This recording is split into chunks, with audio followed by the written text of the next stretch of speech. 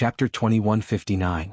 Published at 15th of September 2023 1:20 p.m. Chapter 2159. 2 favors: if audio player doesn't work, press stop then play button again. Lionel turned back.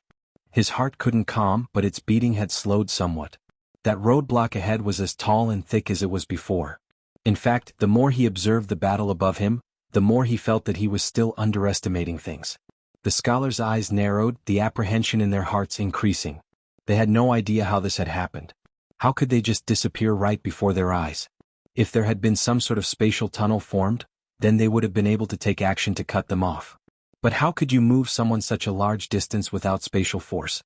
More oddly, who would have the willingness to save Aina and Eleanor but not Lionel? What sense did that make? Anya's gaze flickered, seemingly thinking of something. But she didn't say anything about it. It was Lionel instead who seemed to have lost his mind. He roared out, his expression warping. Not only had his mother ignored him, but she had disappeared not long after. He had finally seen her after so long, and yet this was what had happened. His dream force peeled off into countless layers, twisting and warping the space around him. It was truly the stuff of nightmares. Werbeasts, monsters, twisting distortions of fear and animosity, all bundled up into a single towering tapestry of twisting dreams. Anya frowned slightly, her lips parting as though she was preparing to say something. But it was actually Lionel who spoke this time first. "Shut up." Lionel's roar echoed like a clap of thunder. All at once, Lionel's dream force seemed to have been forced back into a bottle. In a flash, Lionel had appeared before him, his fingers shooting out like a spear and ripping Lionel's throat through. Lionel's wrist flickered and his hand wiped off to the side, the motion causing a disk of crimson blood to erupt from Lionel's throat, separating his head and neck. Anya's brows jumped. Their strongest savant had died. Just like that? What? Lionel kicked out, his eyes lit with fury. Lionel's entire body exploded to pieces. He grabbed out at that air. Rise. Lionel's soul was ripped out from his body. Assimilate. Lionel's soul didn't even get a chance to show its loyalty. In fact, he wasn't the only one that was too slow. An odd and mysterious force seemed to rush forward, but it was far too late. Lionel knew exactly what it was. It was that odd force that had appeared after he captured Monkey, the very one that appeared after he took him out and he died right before his eyes. But this time, Lionel was even faster than it. The rush of violent violet aura surged and Lionel's hair fluttered into the air. He grasped at the skies before him and the atmosphere changed. Anya's foot tapped the ground and she glided backward, out of reach of Lionel's influence, or so she thought. She looked down and her expression changed. Why was she still standing in the same area? She could have sworn that she had moved back. I've already returned the favor I owe you. Right now, I think that you should just die, Lionel said coldly. He reached forward at the air right before him. There was still quite some distance separating himself and Anya, and yet her neck magically appeared in his palm. Anya's pupils constricted, but her face was surprisingly calm given the situation. She just hadn't expected this change to be so sudden and for her life to be in danger so swiftly. But since she had dared to take control of Lionel, why would she be afraid now? Her pupils slowly relaxed and a ring on her finger trembled before Lionel's hand could squeeze. At that moment, a figure appeared to her back.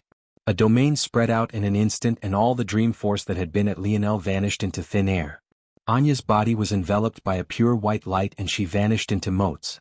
Lionel cast an indifferent glance toward the one that had appeared from Anya's ring.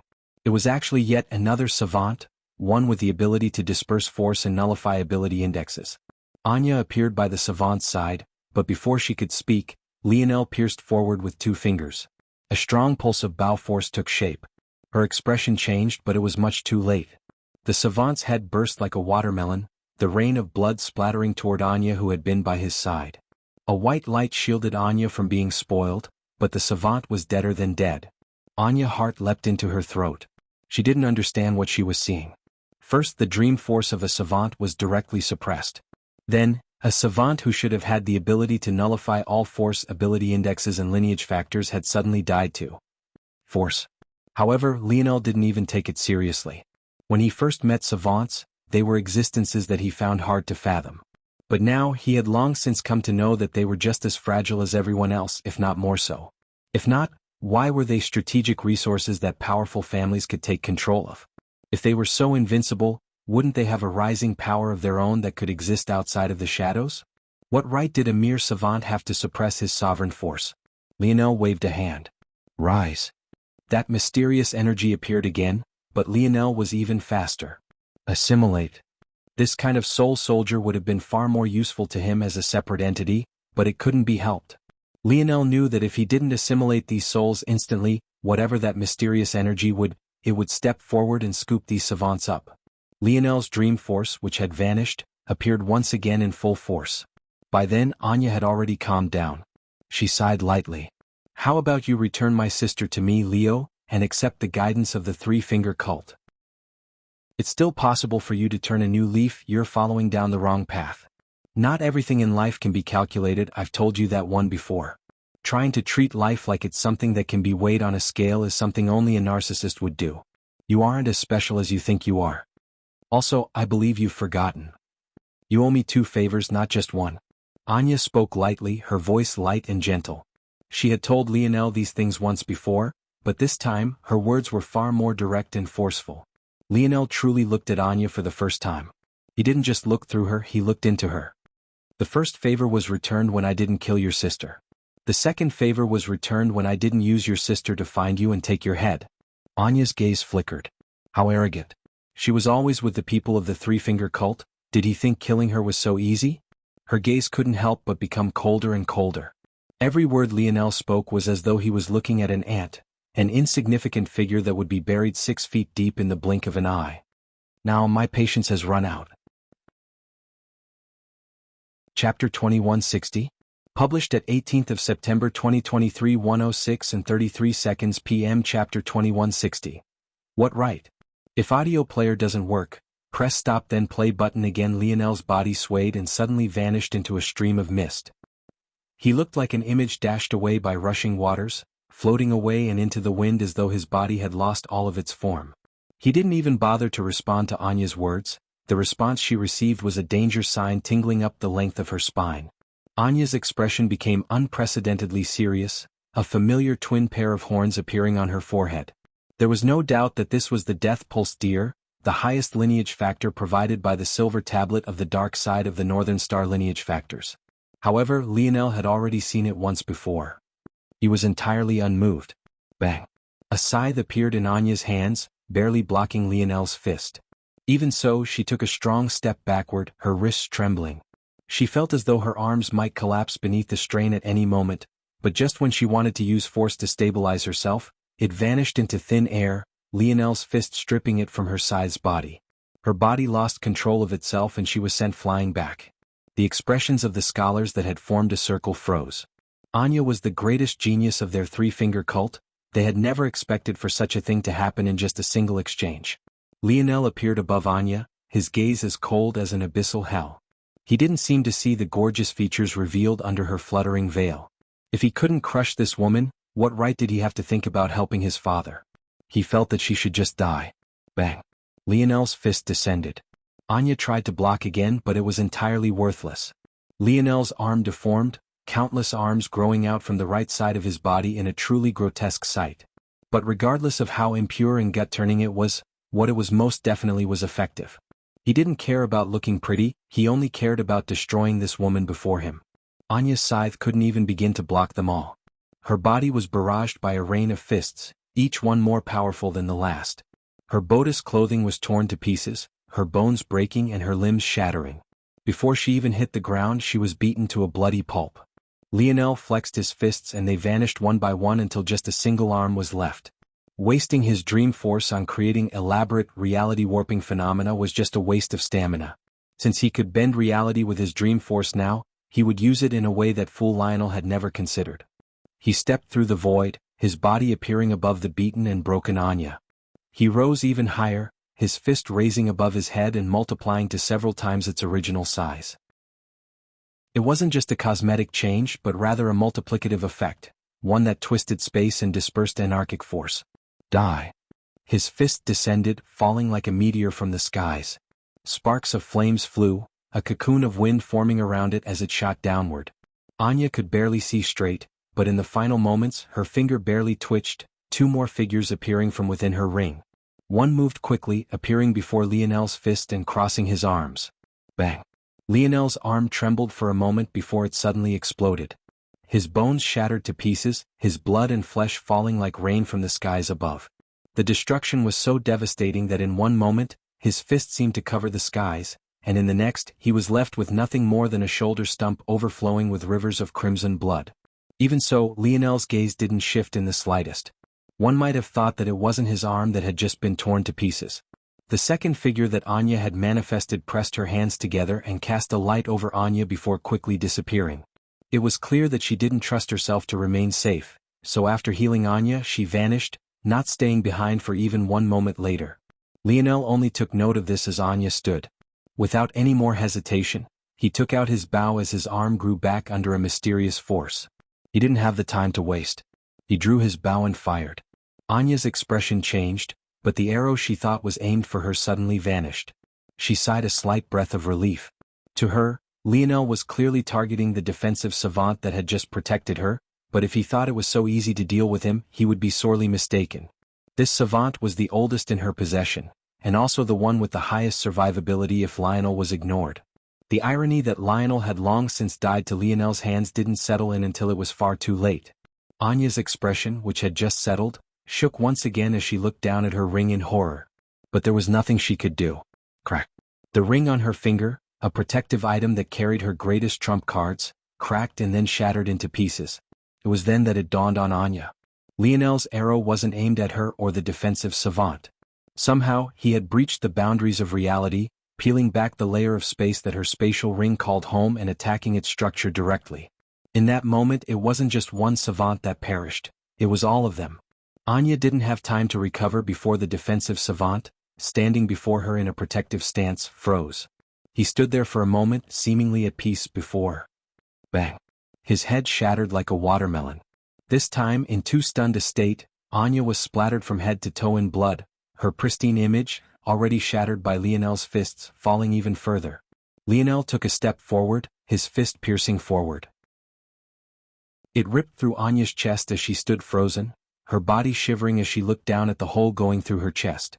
What right do you have to speak to me about morality? What place does trash have to pass judgment on my actions? Chapter 2161. Published at 18th of September 2023 1:06 and 31 seconds p.m. Chapter 2161. Why? If audio player doesn't work, press stop then play button again. Lionel waved a hand, his gaze sharpening. He could already feel the movement of the scholars. The only reason they had hesitated was because of Velasco. It could be said that Velasco was only ignoring them now because they weren't worth much in the grand scheme, something that was difficult for these ancestors to accept. But that moment of hesitation had actually caused their genius to fall. Despite this, their reactions were odd. Rather than being torn or inconsolable, they were actually worried. This was an emotion that made sense, but the trouble was that it was a bit misplaced, and it didn't seem severe enough given the situation. Anya fell from Lionel's arm. Seemingly feeling that something was odd, Lionel also waved a hand, severing Anya's head from her neck and then sending two fingers forward, a sharp bow force taking shape and attacking the location of her ethereal glabella directly. With his current dream force, seeing through this only took a small amount of effort.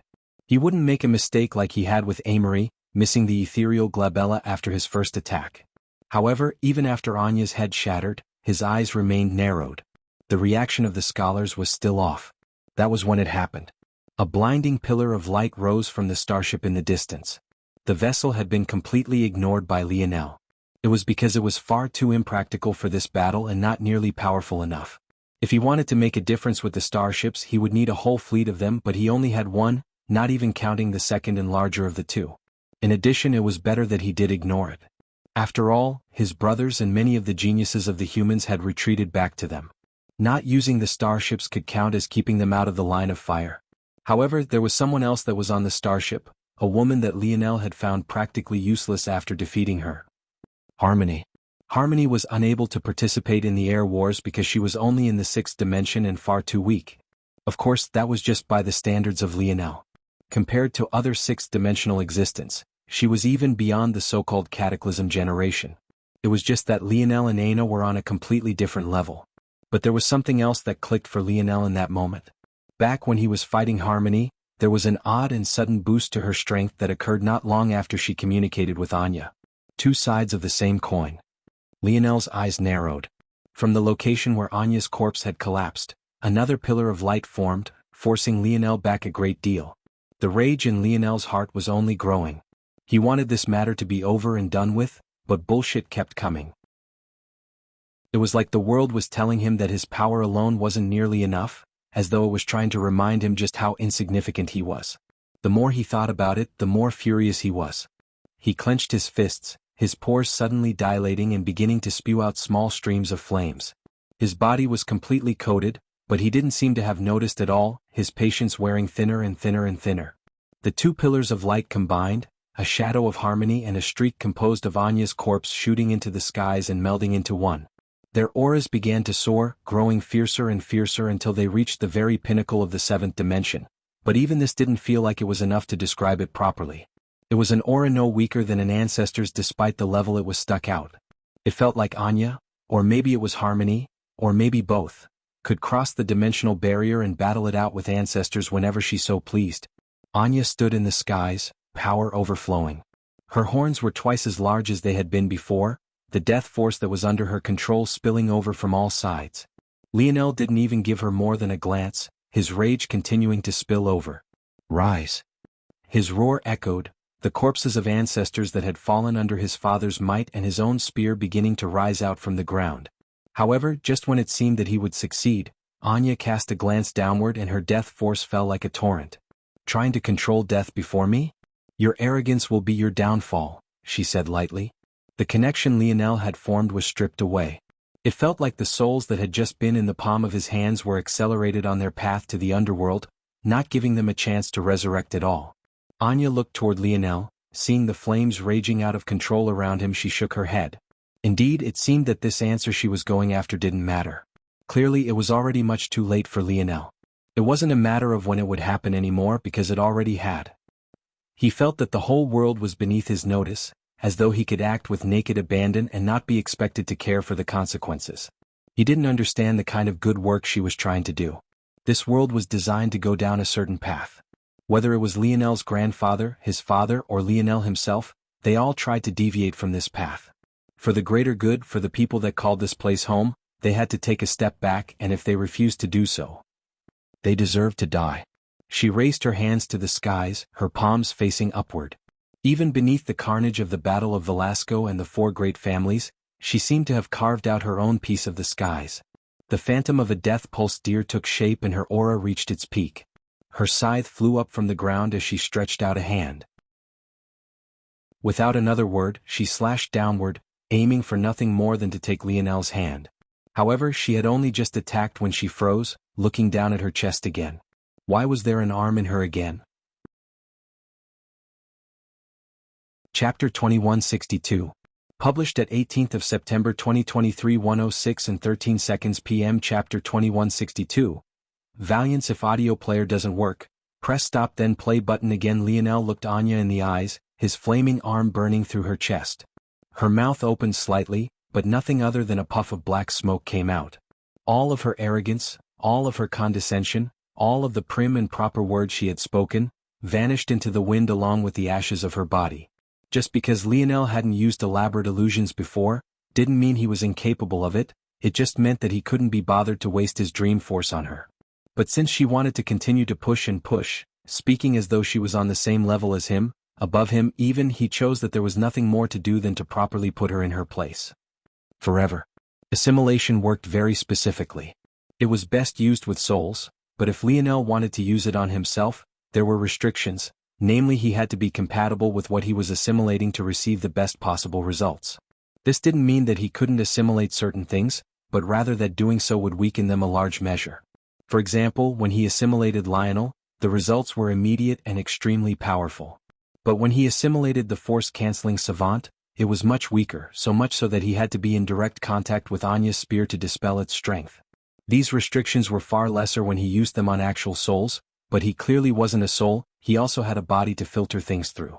This was another reason why having a fully separated soul was such an advantage, it gave one the purest chances to be powerful.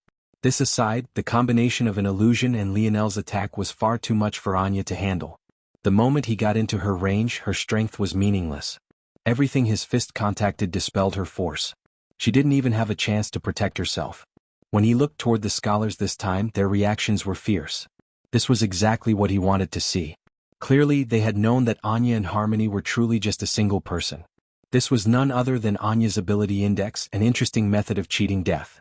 However, this death right here was the truest death. There was simply no coming back. Rise, Lionel said coldly.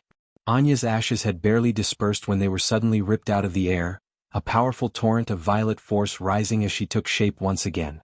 A valiant soul of a beauty untouched by blemishes appeared, donning a Valkyrie-like armor that seemed to be the only like in the skies. My king. Anya's voice bellowed as she took a knee in the skies, her face filled with reverence. Every ounce of her holier-than-thou attitude had vanished, replaced by an undying loyalty to battle by Lionel's side until she drew her last breath. Lionel reacted coldly, looking down on Anya without a word as his flames flickered around his body. Even so, Anya didn't dare to look up, waiting for Lionel's motion to rise. Lionel, however, had his eyes set on the battle in the skies. Even the scholars didn't seem to be worth his attention. His father stood amidst a tide of enemies, his aura valiant and not weak in the slightest. He hadn't suffered even a single injury, but the armor of the Silver Emperor was beaten and broken. The 4 members of the great families all had blood trickling down the corner of their lips, and the emperors of the various races were in an even sorrier state, many of them missing limbs.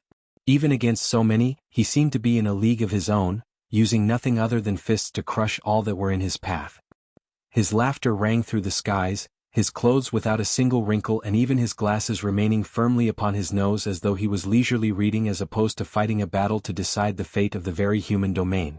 However, this sort of scene only made Lionel feel more agitated.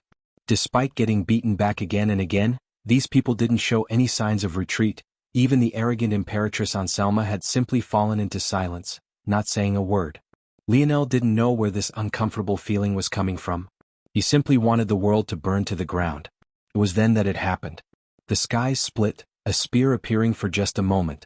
The instant it did, it had already begun to collapse. It was clear that the laws of this world didn't allow it to exist, but the residual force that came with it didn't show any signs of slowing, the lag of the regulator unable to keep up with its speed. Velasco looked into the skies instantly, a wild grin on his face. He seemed to have expected this, his body glowing with a radiant bronze light. He grabbed out with one hand, a spear appearing. With the other, a gauntlet formed swiftly. In the blink of an eye, an armor of silver, gold and black took shape. Even without the imaging ability of the ancestor Hito, this armor was projected all across the dimensional verse as though it was a constellation all to its own. The moment before Velasco's helmet took shape and his visor snapped down, whether by coincidence or not, he looked down at his son, a look that Lionel had never seen in his life appearing in that moment. It was a gaze filled with pride, but this pride wasn't for himself like it usually was. Rather, it was a pride in his seed, in his son, his own flesh and blood. It was only an instant, but Velasco knew that Lionel had seen it. "This spear is for my father," Velasco said in a voice filled with unprecedented calm. His aura soared. Lionel's expression changed, his mind working too fast. That aura, it surpassed the 8th dimension, it surpassed the state that the regulator felt was tolerable.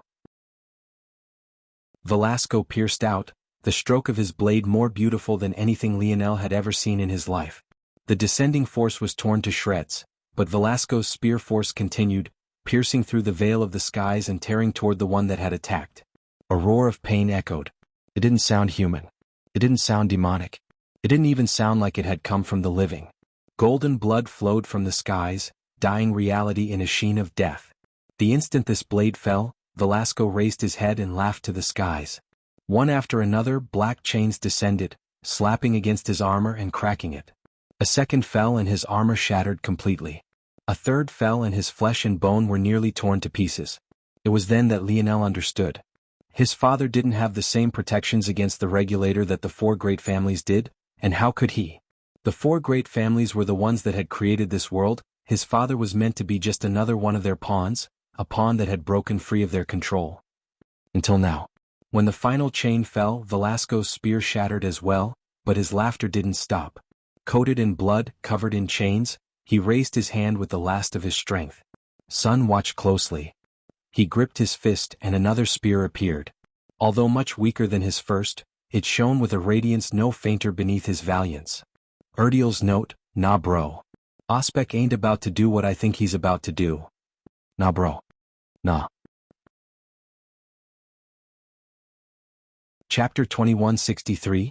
Published at 18th of September 2023 1:06 and 9 seconds p.m. Chapter 2163. Steady blade. If audio player doesn't work, press stop then play button again. Velasco raised his spear, his gaze red. But it was hard to tell if it was because of his emotions, or if it was because of the blood flowing across every inch of his body, only obstructed by the black chains that layered atop of it. Even so, the tip of his spear was as steady as could be. Maybe one of the first things a new spearman would learn was how to raise and hold their spear. Those that learned fast would learn the importance of a steady blade, one unmoved by fatigue and imbalance. It was the foundation of the fundamentals, both the most basic and the most perfect. It could be said that there were absolutely no flaws in Velasco's form. When he raised his spear, the world itself grew steady as though influenced by his calm. The expressions of the ancestors and four great families changed. The Silver Emperor took action first, moving swiftly. His face as placid as ever, he didn't seem to notice the danger that stood before him at all. He couldn't feel the hidden sharpness or the soaring spirit. He moved like a puppet would, emotionless, uninspired, plain and ugly, a contrast so completely against everything Velasco stood for. Velasco took a step forward, his body swaying with weakness, but the tip of his spear just as steady. Velasco's spear and that of the Silver Emperor's clashed, the latter crumbling to ash. It was the simplest of stabs, but it tore a gaping wound in the Silver Emperor's shoulder, shredding apart the dominant arm on his spear. The others, broken and shaken, realized that they couldn't stand idly by.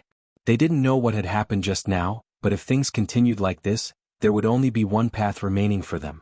Velasco's laughter echoed when he saw them coming. The Silver Emperor was thrown back, a slight tremble of his spear nearly shredding him to pieces.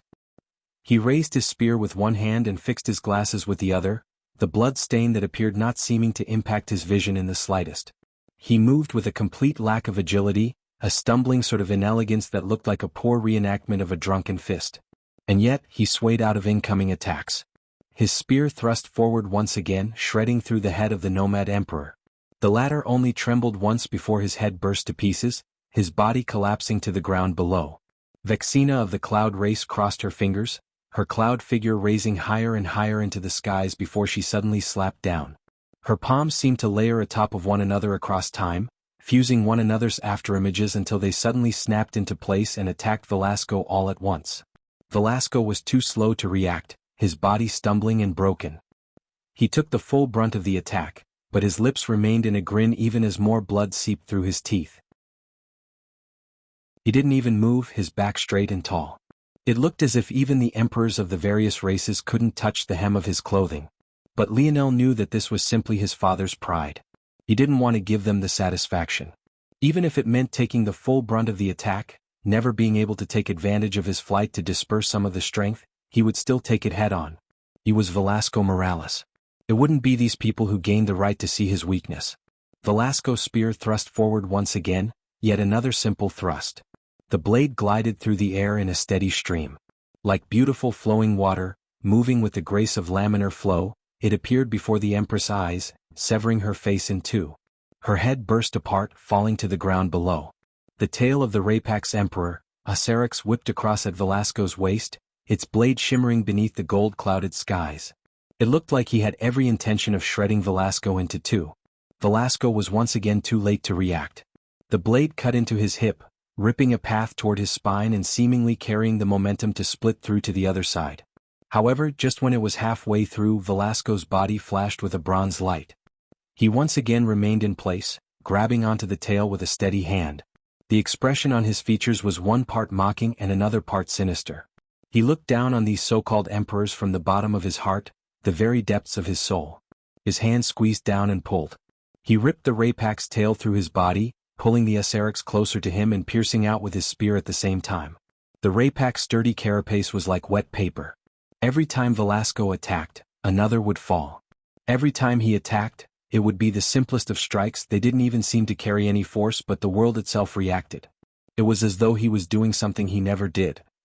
He was explaining. He was simplifying his strength, dulling it down to its very roots, extricating only the most important points and shedding light where there was once only darkness. The Silver Emperor suddenly appeared once again, having finally flown back from the far-off distance he had been stuck in. He closed the distance between Velasco and it in the blink of an eye, punching out with its only good remaining arm with an expression as cold as ice. Velasco was ready this time. The Silver Emperor was the one he paid the most attention to. However, at that moment, Rydrin, Emperor of the Spirituals, had raised his hands high into the skies. A strong, surging, metallic-like earth force took shape as countless hiltless blades appeared, each as powerful as the last. With a sway of his hands, they all descended, moving toward Velasco the instant he had attacked the Silver Emperor. Velasco had expected this, though, and circulated his force in that moment, striking out a palm at the same time as his spear descended. However, midway through his palm strike, his force seemed to have caught a snap in his nodal pathways, a mouthful of blood flowing out of his mouth as his aura was disrupted. Chapter 2164, published at 18th of September 2023 1:06 and 9 seconds p.m. Chapter 2164. Sona, watch closely. If audio player doesn't work, press stop then play button again. Velasco's grin didn't fade. The Rapax Emperor's blade had severed quite a number of nodal pathways. He could still deal with it when he was only attacking once, exhibiting a level of control others couldn't even begin to fathom. But it seemed that two streams were beyond his limit at the moment. His spear and palm halted for just a moment before they blasted forward again, but the timing was already off. His spear wasn't fast enough to repel the Silver Emperor completely, and his palm wasn't fast enough to disrupt the casting of the Spiritual's Emperor. Rydrin couldn't dodge the palm strike, but he had already sent his attack forward. His tattered golden robes fluttered and solidified, bracing for impact. But even so, he was sent flying into the distance with an even greater speed than his attacks had come. The Silver Emperor's head shattered completely under Velasco's spear, but his fist energy was now too close for Velasco to dodge. A hole was blasted through Velasco's chest, causing his body to shudder. His spear tip trembled uncontrollably before his wrist flexed and he stabilized it. His grin subsided somewhat, his mouth parting so that he could gasp for air with what parts remained of his lungs. Right then, the blades of the Spiritual's Emperor descended, peppering his body through as though it wouldn't leave a single inch unscathed. The four great family experts stood in the far-off distance. Although there was only a line of blood trickling down the corner of their lips, only they knew how truly ravaged their inner organs were. The only reason they only looked somewhat harmed was because their pride didn't allow them to show anything more. Maybe in a superficial sort of way they were similar to Velasco in that regard. Except for the fact that Velasco would never rely on numbers like this. This is a worthless waste of our time, those fools died because they're too stupid, the ninth-dimensional expert of the Lavis family said. The moment the regulator's chains fell without protection he was destined to die. The only difference is whether it'll be in a few seconds or a few minutes. The gazes of the other three flickered but they didn't speak. They knew that this was true as well. Without the runes they had relied on, it was impossible to survive. Those chains weren't a suppression, they were a death sentence, an execution. The fact that Velasco was still standing at all was enough to shock them into silence. They had been stunned enough that they hadn't even dared to move. But the reason they didn't leave was also due to pride. They wanted to take this man who had humiliated them down with their own hands. Seeing him standing there, his spear tip no longer able to remain steady, a hole in his chest, his gaze lowered and dark, they felt that this was the most perfect opportunity they could ever have. And yet, none of them dared to move. Imperatrice Anselma didn't dare to move either, but she was so agitated the veins bulged across her forehead. She wasn't a patient person and had never been humiliated like this in her life. How could she take such a thing lying down? Suddenly she remembered something. Her gaze shifted and landed on Lionel, who was standing in a complete daze. His eyes were blank, his body so relaxed it looked like it could collapse at any time. He truly looked as though he was in the greatest state of shock he had ever experienced. Son. Anselma's gaze turned sinister. She raised a palm. Dead man, before you go, take a nice look as your son dies. Anselma had already struck as she spoke. She wanted to see Velasco's despair, but she also didn't dare to stay even a moment longer. She, along with the other three, all activated their own treasures, their bodies already beginning to fade by the time her words had echoed out. Both father and son will die together, what a fairy tale. Anselma's disdainful words echoed through the skies as she finally vanished. Velasco looked up, his gaze bloodshot. This time it wasn't due to the pouring blood of his body, but rather because he had truly reached the end of his limits, but he had yet to do everything he needed to. There were still far too many scholars still left alive, and now his son was in harm's way. So long as I breathe, Velasco said lightly. There is no one that can stop my spear. Velasco raised his spear once again, the trembling tip becoming as straight as a javelin, as steady as a mountain, as undeniable and eternal as the starry skies themselves. He spoke the words with a steady voice. In his life he had always taken his own path. He had disregarded much of the Morales teachings and built his own. He had ignored the ways of the Void Palace and set out to see the world at his own pace. He had ventured across the dimensional verse and unearthed the secret of worlds. His blade was unmatched and his legend unblemished. The only shame was that he had been born in the wrong place. Even when it came to his spear, he had refused to take on his own father's teaching. But it was unironic, in these last moments when he spoke those words, he felt the spirit of his own father. That beautiful sort of harmony of words, a symphony of syllables that caused the world to tremble one final time. So long as I breathe, there is no one that can stop my spear. Velasco thrust out his spear once more, his absolute domain expanding to the point it seemed to encompass the whole of the dimensional verse. Everyone, no matter who they were, felt the boundless vastness of Velasco's heart. It was imprinted into every soul. That unbridled arrogance, the confidence to stand atop of the world and to look down on everything, and most importantly, that fiery, undying will to protect his son. It wasn't just his spear that transferred through space this time, but even his body. His tall back appeared before his son as he thrust his spear one final time. His voice, spoken several minutes ago, echoed through time as well, filling Lionel's ears. Son, watch closely. Chapter 2165. Published at 18th of September 2023 1:06 and 8 seconds p.m. Chapter 2165. The weight of a father's love. If audio player doesn't work, press stop then play button again. Velasco's spear descended, the last of his force piercing through the world.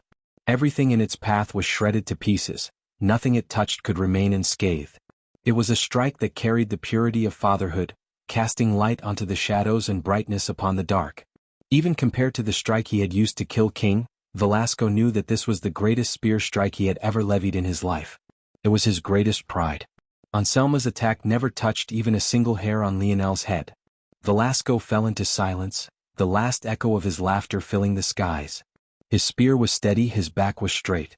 But at that moment, his pair of glasses, a pair that he had begun to wear the day his son was born, and did until this very day, fell from his nose, clicking as it landed on the ground below. At that moment, the seemingly normal pair of glasses began to flash with images. One after another, memories that even Lionel could only barely seem to remember began to play through their lenses. He saw his father pick him up with the biggest smile on his face.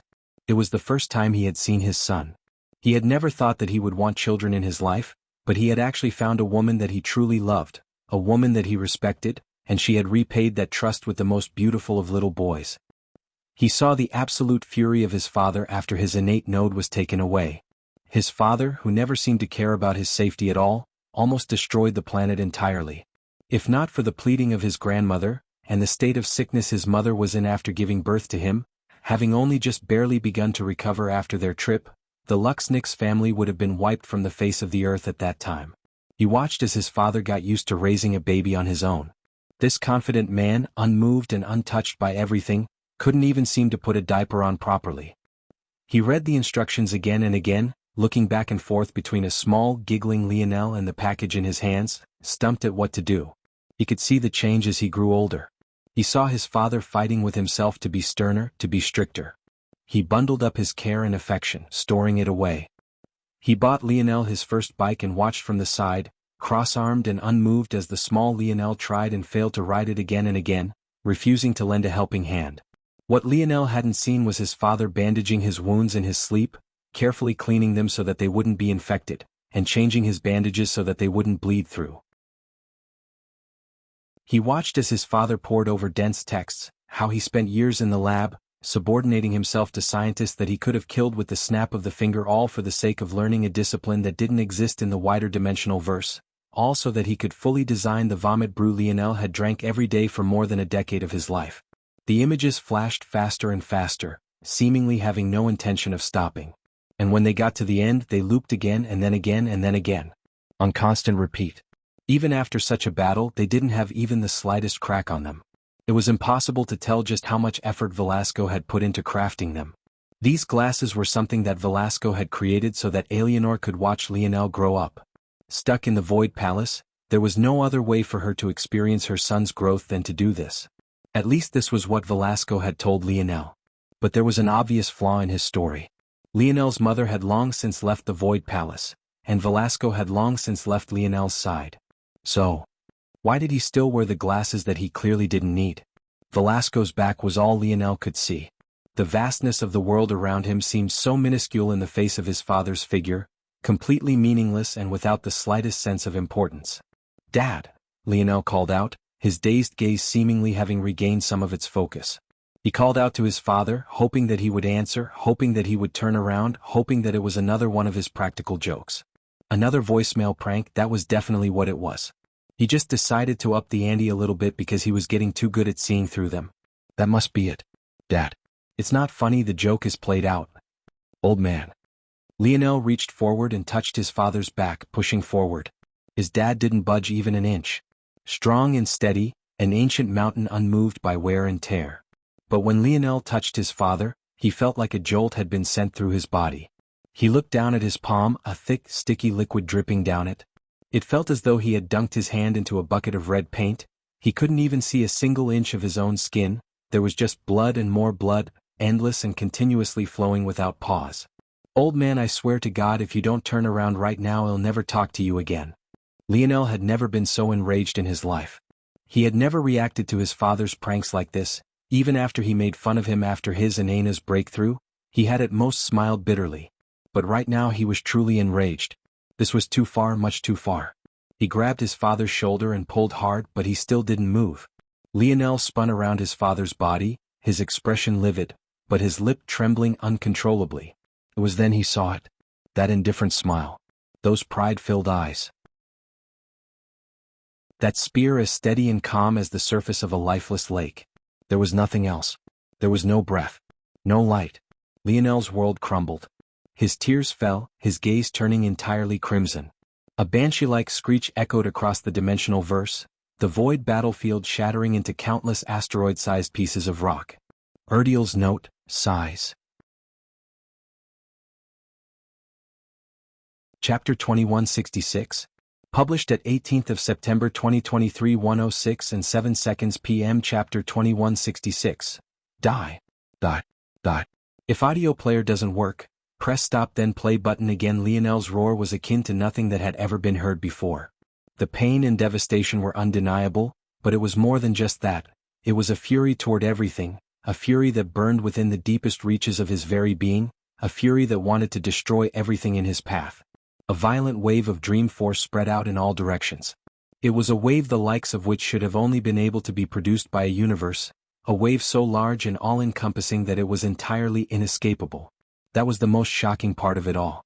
The void battlefield wasn't destroyed under some mysterious strength, nor was it some physical force. It was destroyed for no other reason than Lionel's will descending down, wanting to see everything in his path destroyed to the greatest degree. The Void Palace crumbled to the ground, the surrounding solar systems and galaxies quaked, even the anarchic force before Lionel, the arbitrator of destruction, the force of the strongest beast of devastation to ever exist, crumbled to ashes. Lionel's twin pair of Scarlet Star Force innate nodes erupted with a blinding light, tearing a pair of holes through Lionel's body and forming two burning flames on either side of his hip.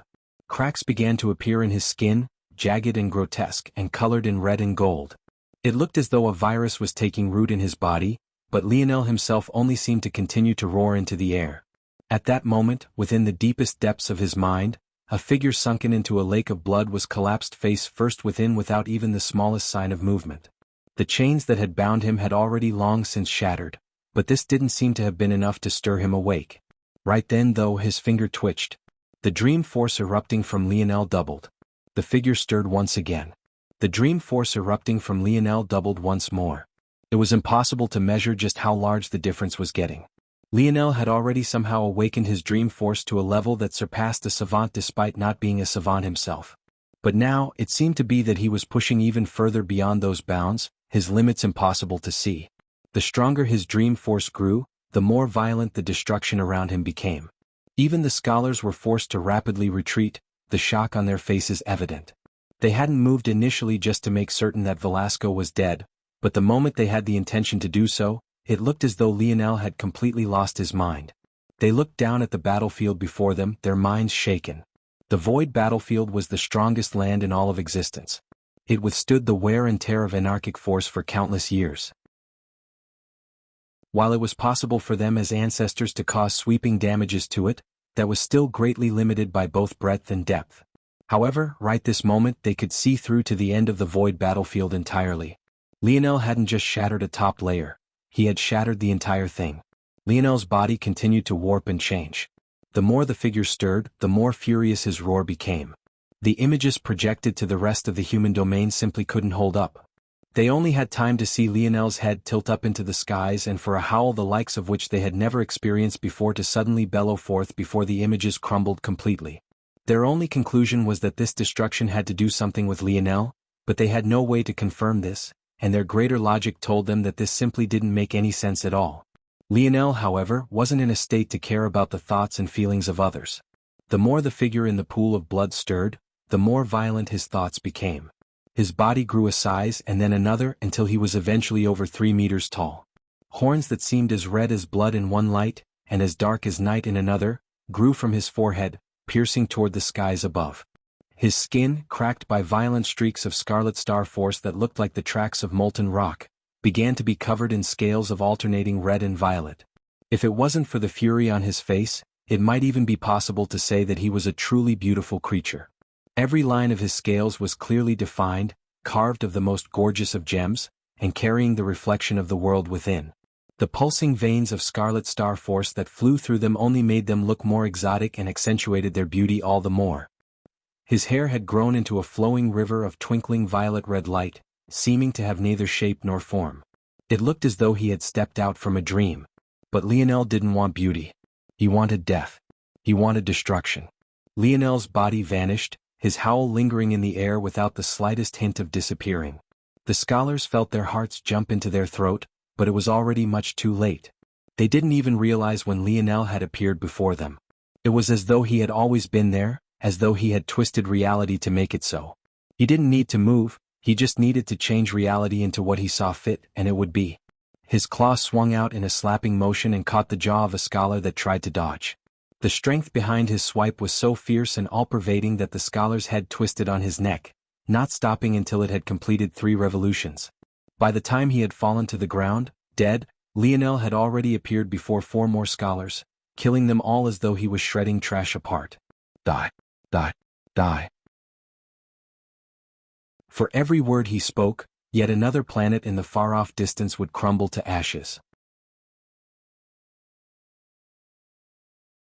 Chapter 2167, published at 18th of September 2023 1:06:05 p.m. Chapter 2167. Cease to be if audio player doesn't work. Press stop then play button again. 2167 Cease to be. Lionel's howls descended onto the whole of the dimensional verse. Those that were lucky enough to not be destroyed took cover, dodging out of the way of shattering glass windows and collapsing buildings. But the one thing they couldn't escape from was that sound, that howl that would haunt their dreams for decades to come, and even worse than that, the events that would happen afterward. The blood of scholars dripped from Lionel's fingers. His mouth had long since closed, but his howls continued to sustain. It was clear that these roars came not from his voice, but his very soul, an entrenched and impossibly deep pain that resonated through his very being. It wasn't enough, it wasn't nearly enough. There hadn't been enough death, not enough destruction. He needed more, he wanted more. He wanted to feel more blood drip between his fingers, more bones cracking beneath his claws, more cries of despair to drown out his own. He flashed and vanished, his steps moving impossibly quickly and yet not at all. Reality warped around his being, and every movement he made was like another step on the hearts of those that were sitting and waiting to see just who he would target. The cloud domain was in shambles. The existence of an emperor to their race was like a pillar that held up the skies. It was impossible that they wouldn't know about her death immediately, especially since they were so skilled in matters of the mind and soul. They were in a state of both chaos and mourning when Lionel's howls reached them. The broadcast to the human domain had not been sent to them, so they had no idea about what had happened. Only the highest echelons understood the mission their empress had been on, and they had known the risks. But seeing the price they had to pay made it extremely tough to swallow. Now they had the responsibility to calm down the masses. What they didn't know is that they might never get the chance to. Lionel hadn't chosen the cloud race out of malice, he simply chose the closest domain he could. There was a reason the cloud race had been able to infiltrate them so deeply. He cared about nothing other than making the world suffer. He walked through the starry skies, walking across impossible distances. Every planet he walked by, whether inhabited or not, crumbled to ash. It took nothing more than a ripple of dream force and everything else followed naturally. He moved even faster than a starship could fathom. The news of the death and destruction spread fast, but not faster than his steps. Oftentimes the news would come long after the planet had already shattered to pieces. The death count was already quickly approaching the hundreds of billions, and then began to push the trillions. These lower-level planets simply didn't stand a chance against him, and the barriers that protected lower-level worlds from higher-level existences entering them seemed to be entirely useless against Lionel. He crossed into fourth-dimensional worlds, fifth-dimensional, crossed that and entered seventh-dimensional worlds before going back down to sixth, seamlessly and without issue. The world was his to command. The eighth-dimensional world of the cloud race quickly got word of what was happening, their expressions warping violently. They didn't know about Lionel, they only believed that Velasco had survived and was now seeking revenge. However, the who didn't particularly matter. Their race was taking devastating losses every minute that this continued. They had to do something. But their preparation didn't mean a single thing. Lionel appeared in the skies above their capital, his howls growing so loud that many died just from the sound itself. It discriminated against no one, laying waste to everything in its path. Many died with their ears and eyes bleeding, their internal organs shattered to pieces. Dozens of ancestors began to appear in the skies one after another, many more rushing in from other worlds in order to close in on the gap. Lionel raised his hand. His scarlet star flames roared out of control. He was enveloped in a ball of fire that expanded wildly. It surged out in all directions as the fine seals on his second Scarlet Force innate node completely shattered, forming two enormous ninth-dimensional innate nodes in each one of his kidneys. He didn't even need to face the members of the cloud race. He fell like a meteor, crashing through their planet and straight to the core of their world. His flames erupted like a roaring tempest, taking over the magma veins of their world and causing all of their volcanoes to erupt all at once. The ancestors rushed after Lionel, but an eighth-dimensional world wasn't something that even they as ancestors could ignore. Lionel using their natural phenomena to attack them was like killing two birds with one stone, destroying their most important world and killing their most valuable citizens all at the same time. The eyes of the cloud race ancestors went red, but they didn't realize that this wasn't Lionel sparing them, nor was it him avoiding them because he couldn't face them. They were too used to being infallible, they didn't realize just how much danger they were in. Until it was too late. They weren't able to react at all when it happened. All they saw was a sea of red, and then the life that they had been so proud of was entirely snuffed out. Lionel's shadow appeared within a surging geyser of magma. His fist was raised into the air, but it was already on its way back to his hip as his second pierced forward. The speed of his punches felt both slow and somehow impossibly fast at the same time. Every time he punched, another flare of red gold would form, burning the bodies of the surrounding ancestors to ash. He punched again and again. Even after they had all died, he was entirely relentless, his furious howls echoing through the skies. That day the cloud race of the dimensional verse ceased to be as it was once known.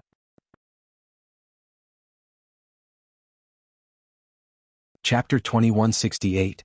Published at 18th of September 2023 1:06 and 4 seconds p.m. Chapter 2168. Two Suns.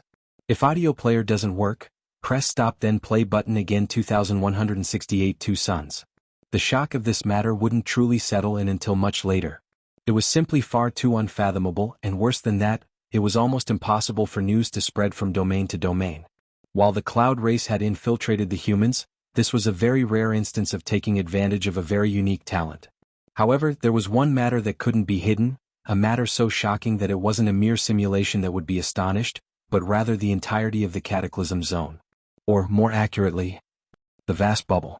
The location was deep within the vast bubble, a region where only powerhouses could hope to step foot. The deeper one was, the more powerful the demonic attacks one would face would be. These sorts of places were rife with resources, but there was only a collection of a very few that would dare to step into this territory. This place was one where the four great families thrived: the Brazinger family, the Lavis family, the Aderna family, and the Crutus family. Soon after vanishing, it was this location that Imperatrice Anselma and the others returned to. This was the place they called home. But what they didn't expect was that the phenomena of golden blood filling the skies that had taken hold of the human domain in the void battlefield would be even more exaggerated in this location, so much so that even they, who were quickly replenishing their strength as ninth-dimensional existences, suddenly felt far too suffocated to breathe. Their expressions changed one after another because they knew exactly what this sort of thing meant, but they couldn't bring themselves to believe it. It was unfathomable to them, something that they were entirely unwilling to accept. It was a true death. When one entered the ninth dimension, they would practically become infallible to all others except other ninth-dimensional existence. But even then, a ninth-dimensional existence was extremely difficult to kill, so much so that they had to be classified in terms of false deaths and true deaths. A ninth-dimensional existence was more than just their being, they were also the sum of their comprehension. Given enough time, it was possible for a ninth-dimensional existence to regain their life slowly, even though their consciousness was indeed dead, or rather, in this case, dormant. This would be considered a false death. But, when that line was crossed and there was no return at all, it would become a true death, a death whereupon there would be no coming back, no slow retrieval process, no chance at survival.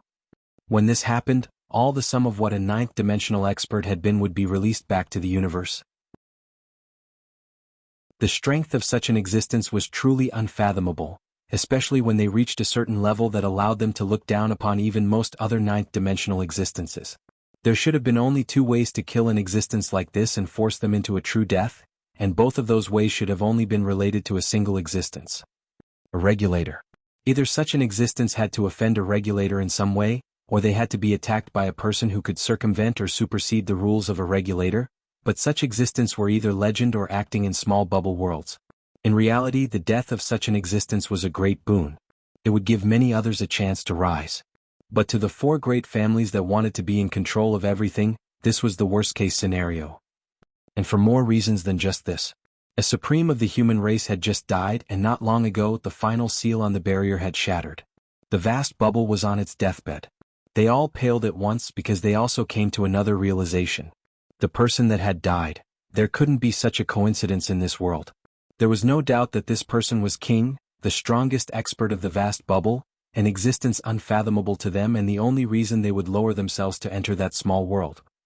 The creator of the Dream Project, the man who loomed in the shadows of the Dream Pavilion, a bestower of abilities, a man even called God by others, had died to the single spear of such an insignificant existence. They had seen the spear strike. They had seen the blood. They had heard the cry of pain and unwillingness. However, the legend of this man was so firmly imprinted into their hearts that they never once considered the idea that he might die. At the very worst, an extremity of his was injured and he had roared out in humiliation. But dead? Their bodies shivered from head to toe. Such a man was killed by a single spear stroke, one stroke of the blade, a single chance in an infinitesimally small window of opportunity, all at the hands of a man who had been forced to suppress himself at the eighth dimension and only suddenly broke through in that one brief instant. How was this possible? No, the answer to this question didn't even matter. What would they do now? How would they respond to this situation? The demons were already coming, demons that they couldn't even fathom defeating. The so-called rankings that they had formed were nothing more than a political plow to trick the smaller families of the vast bubble to believe them to be infallible, the only existences at the very top.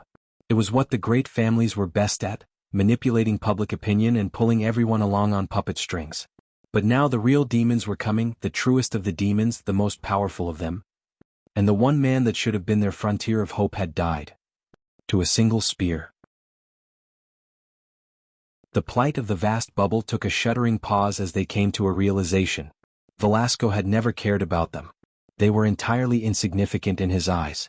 He had only wanted one thing: revenge against the man that had killed his family. At that moment, a howl filled with grief and indignation echoed through their reality and they shivered from head to toe. The first son they had enraged had killed their greatest expert.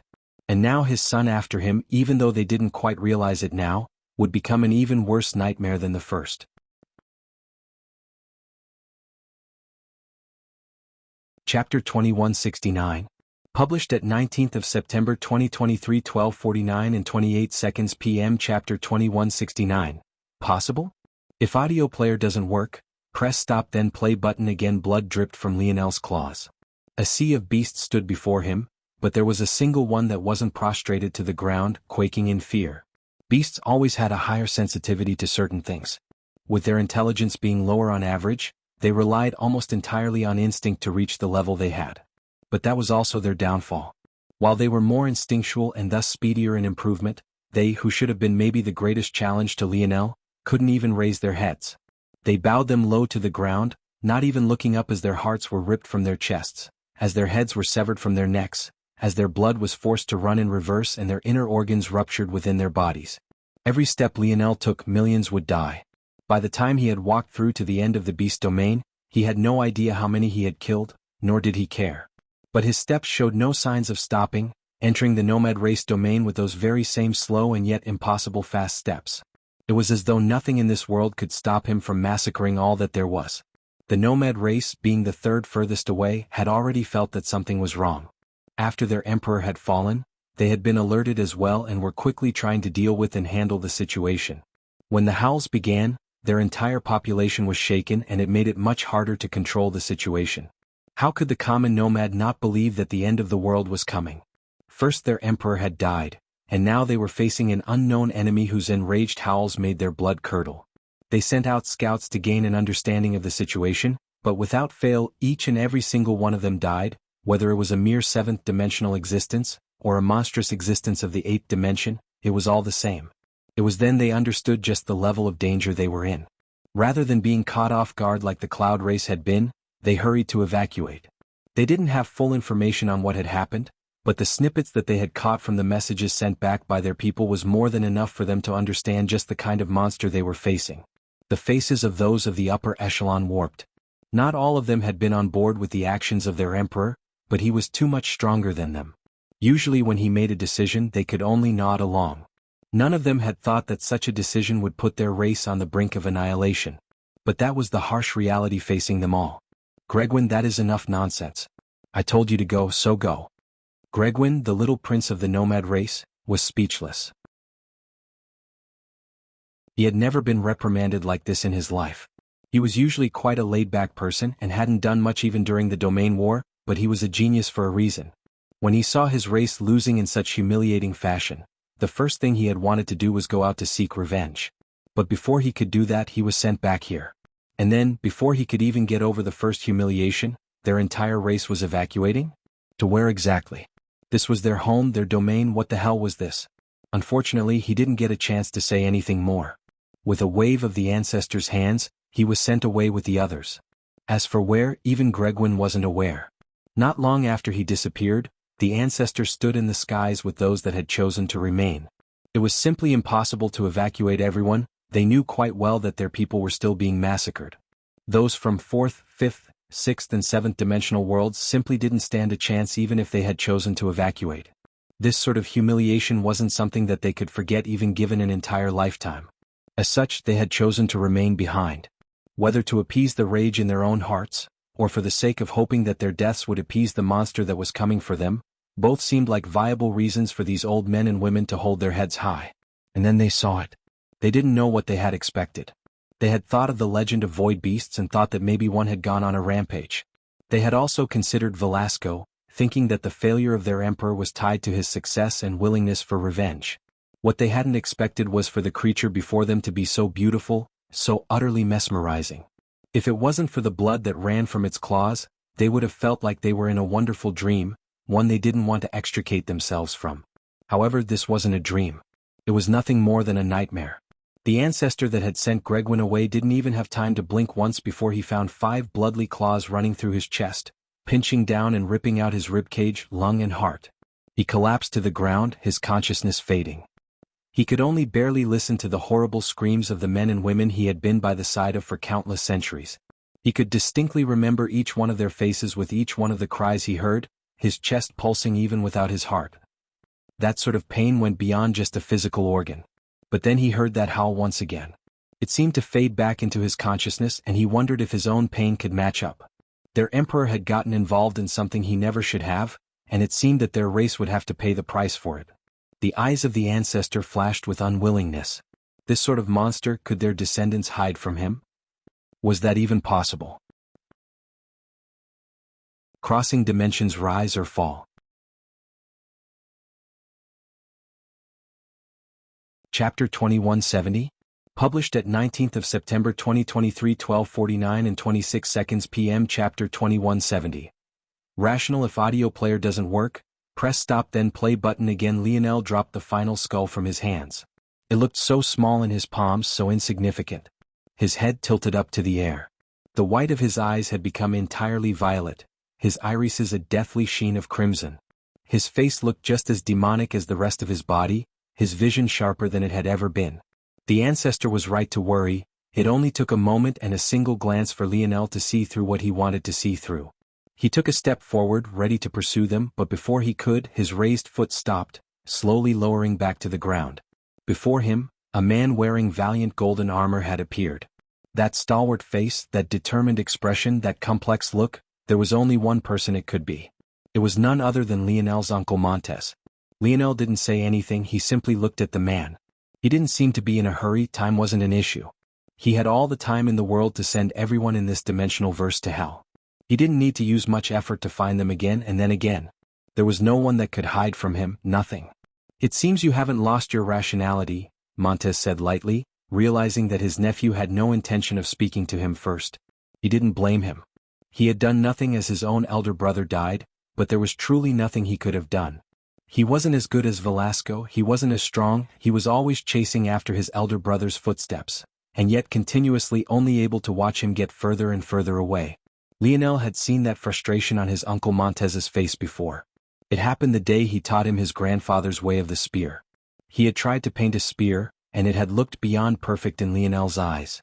But after he had finished, drained and sweating, Montez shredded it to pieces, enraged by the result. Back then, Lionel could tell that if not for the fact his nephew was right before him, Montez's reaction would have been one of even greater frustration.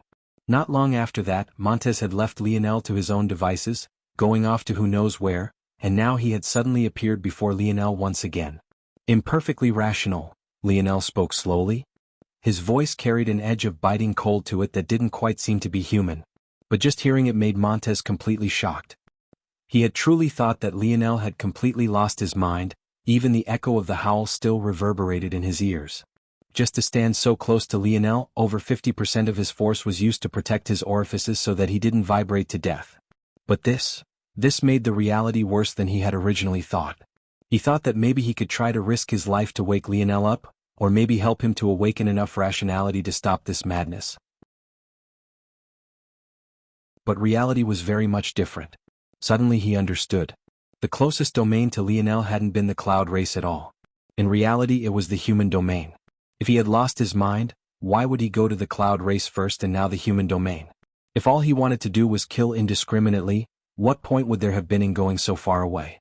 He had never lost his mind at all, he wanted to kill, he knew exactly what he was doing, and he didn't care much about the innocence of those that fell beneath his blade. Lionel, you're killing women and children. So what? Lionel asked. Montez didn't know what to say. He had never been good with words. Someone like Lionel was already far beyond him in this regard. The only saving grace was that it seemed that Lionel didn't have any intention of killing him, but even that was still up in the air.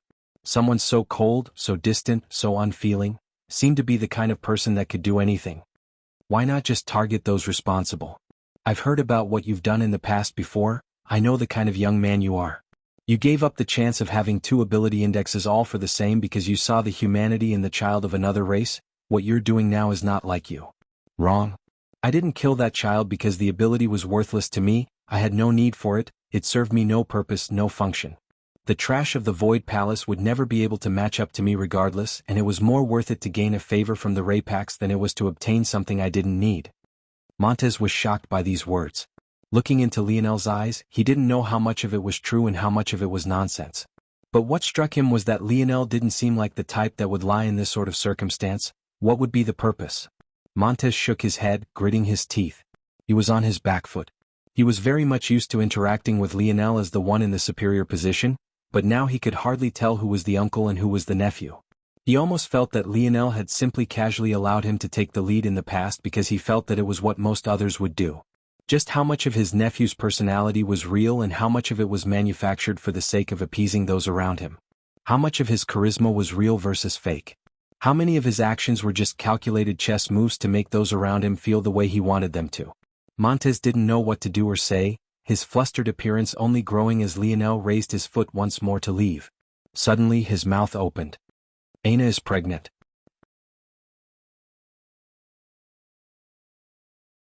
Chapter 2171. Published at 19th of September 2023 12:50 and 40 seconds p.m. Chapter 2171. If audio player doesn't work, press stop then play button again. Chapter 2171. Your son in a deep crevice of the shattered void battlefield. A man lay beaten and broken. He continuously coughed up blood, but he found it very difficult even to move a single inch, let alone escape from this place. He had fallen into a fold of reality, albeit on purpose. He knew that his only chance at surviving was to do this. The regions between domains were quite volatile, and with the destruction of the void battlefield, the only real stabilizing force, it became even worse. These so-called folds of reality weren't just pockets of space, or else there was exactly zero chance that Lionel would have missed a chance to kill this man. That was because this man was none other than the emperor of the spirituals race, Rydran. It had to be remembered that folds of reality were the substance used to protect lower-level worlds, and they were also what were used to keep third-dimensional and yet to mature worlds away from the devastation of the wider dimensional verse. In doing so, the dimensional verse was able to keep things organized and separated, and the regulator was able to maintain its control. This wasn't a normal fold of reality, it was one found in the void battlefield. It was stronger than most and it was highly layered. Rydran had allowed himself to fall through three, nestled within one another. Maybe if Lionel had been specifically looking for him, he would have found him. But Lionel's opinion of his father was far too high. In his mind, Rydran could only be dead. Of course, Lionel had been thinking too much. Velasco had been heavily injured and he had also only attacked with a single palm strike. In addition, Rydran was most proficient in defense as he was a metal-type spiritual. If Velasco had used his spear, there would have only been one result, but he had to use it on the puppet of the Silver Emperor at the time. Rydran shook his head. He knew he stood no chance to get out on his own, and this kind of injury wasn't something that he could deal with easily. Usually he would just cast this body away and rebuild a new one. Of course, such a thing would take a ridiculous amount of resources, but he was an emperor. Even if he didn't want to waste the resources, his people would never allow him to give up on himself like that. The issue was that Velasco was truly sinister. Something about that palm strike had not only heavily injured him, it had likewise heavily injured his soul, while simultaneously binding him to this body. Right now he was like any other human. If his body died now he would die. He had no choice but to call for help. Rydran had no idea how long passed. It was impossible to tell the length of time while stuck in a fold of reality, but eventually a spiritual did come. When he saw who it was he couldn't help but relax. It was his pride and joy, the best of his children. A young man stepped into the fold of reality, his body protected by a mysterious flickering chain around his neck. His expression changed when he saw the state of his father, but he didn't say much as he came forward, helping him up slowly. If Lionel had been here, he would have recognized this young man with incredible ease. It was none other than the very same young man he had seen projected from the Bow Domain Tower. It was only right for the young man to be shocked. He hadn't expected that his father could ever end up in such a state. Let's return, Rangel. Are you going to be all right, father? Yes, I just need Rydran froze. He looked down at his chest, only to find that an arm had gone through it. He couldn't believe what he was seeing. He hadn't thought much about who he asked to come back, he trusted everyone in his race, his position had always been unshakable. Although it was a bit weird that his son would come of all people, he didn't think twice about it, that was because even if he trusted everyone, how could he trust anyone more than his own flesh and blood? But of all the outcomes he had never expected this one. I don't know why you felt the need to lie to me, father, Rangel said lightly. I can see through your state with a glance. Your soul has been fused to your body, you'll be a cripple for the rest of your life. You've served the spirituals for long enough, it's time for you to rest. Rydran's consciousness began to quickly fade. Didn't try to lie to you, I only wanted. Rydran collapses, dead. He only wanted to tell his son that he hadn't tried to lie to him, he had just wanted to continue his front as a powerful father, unflappable and unmovable. But he didn't know that that image had already crumbled the instant Rangel had seen his state. Rydran looked down at his father's corpse. There was truly no better opportunity than this. It was as though a pie had fallen from the skies. He looked away and at the object in his hands. With a flick of his finger, the flesh and blood vanished, leaving behind nothing but a gorgeous, golden innate node. Rangel was the very same legendary genius that Y-Star Order had spoken about, the boy born with not just one but 9 innate nodes. What others didn't know was that Rangel wasn't satisfied with this. That was because he was just a single innate node away from accomplishing something that would flip this world on its head. Not only did he need a 10th, but he needed this very innate node in his hand. If he could have taken it from someone else, he would have. The trouble was that even though innate nodes were less rare amongst spirituals, that was only for the base and lower elements. This variant Earth-type innate node was special and had only appeared once in their history. And now it was his. Don't worry, father. The fact that you ended up in this state could only mean that your potential wasn't enough to stand atop of this world. If you can't even conquer this world, then how insignificant would you be in the next? Your son will carry on this burden for you.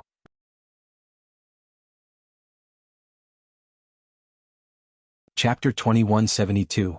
Published at 19th of September 2023 12:50 and 40 seconds p.m. Chapter 2172. If audio player doesn't work, press stop then play button again. Chapter 2172. Better lie? Lionel lowered his leg once again and looked toward his uncle. He didn't say anything for a long while and neither did Montez. It was completely silent, the scent of blood raising through the air as the countless corpses continued to bleed out.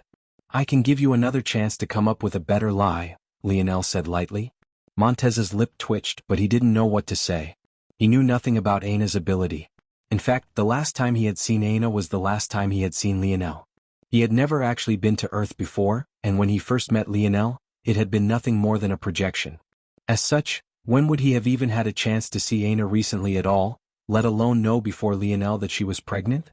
Montez had been around the battlefield when everything happened. He felt that Velasco was too arrogant even to the point of disrespecting their own father by refusing to take on his legacy when he was clearly so much better suited for it than Montez himself. But how could Montez not understand the inner turmoil within Velasco? There was a point in the latter's life where he didn't care about anything other than gaining his father's approval. The truth was that despite the love that Montez and Velasco had for their own father, he hadn't been the best parent. The loss of their mother had led Ishmael down a road that seemed to have no reward at all, and though he never directly took it out on his 2 boys, he drifted away and apart from them until the day they received news of their death.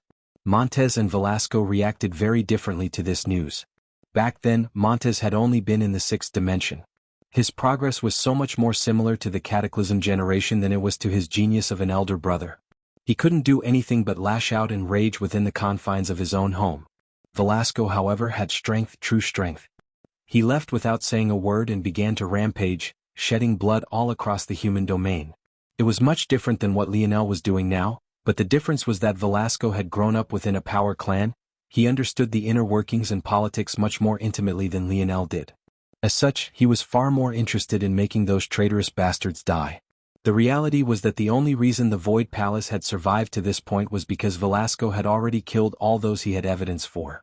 He had gathered much more evidence in recent years, but he never took action because he had a bigger target in mind, the real mastermind, the man who called himself king. That event and the things that occurred afterward caused Montez to build up a lot of resentment. He felt that he was too useless, too small and insignificant in the face of his brother. He felt that as a son he should have had a part in revenge for his father, but he never got the chance and he took that failure out on both himself and his brother. Even with his wife, he couldn't even bring himself to give her a child, that sort of trauma carrying forward and suffocating him. But watching his elder brother die the way he had broken him. Not only had he lost the man who likely understood him more than anyone else, he had once again been far too weak to even participate and could only stand there and watch. Even afterward he was too weak to stop his own nephew. He had only barely managed to catch up because Lionel had spent so much time slaughtering. And even now he couldn't seem to come up with a good reason. Montez took a deep breath, closing his eyes as he exhaled. He regained his calm slowly and opened his eyes. Your father wanted me to give you something, please come with me. Show me some respect as your uncle. Lionel remained silent. He looked off into the distance. He had enough time to slaughter the dimensional verse to his heart's content, but if he returned to the human domain now, this form would definitely vanish, and he would fall into a state of dormancy again. The moment he awakened this form, he remembered what had happened that day in the Void Tower. He had entered this state back then, but he had completely forgotten it. This wasn't because something had happened to him, but rather because his mind's capacity in this state was far too vast. If his mind out of his state was a grain of sand, the current him was an entire beach. Just a single second of thought was more than what he had pondered upon his entire life in his other form. As such, when he reverted back, his mind didn't have enough space for all of that information, so it was completely forgotten by him. His best understanding was that this was some sort of latent, hidden lineage factor within himself that he couldn't fully access. He didn't feel that this was just the nature of the lineage factor. Rather, he felt that someone had messed with his body, causing it to be like this. His first thought was his father. After all, that time he passed out in the Rapak's nest, Aina had told him that his father had done something to his body. But he wasn't so sure, and after seeing his uncle in this state, he realized that his skepticism was correct. Lionel raised a hand, and his uncle's body suddenly flew toward him. Montez's expression changed, but it was already too late. Lionel's claws ripped through his chest, tearing by his divine armor as though it wasn't there at all, and piercing his heart from 5 locations all at once, squeezing down without mercy. Occasionally missing content, please report errors in time.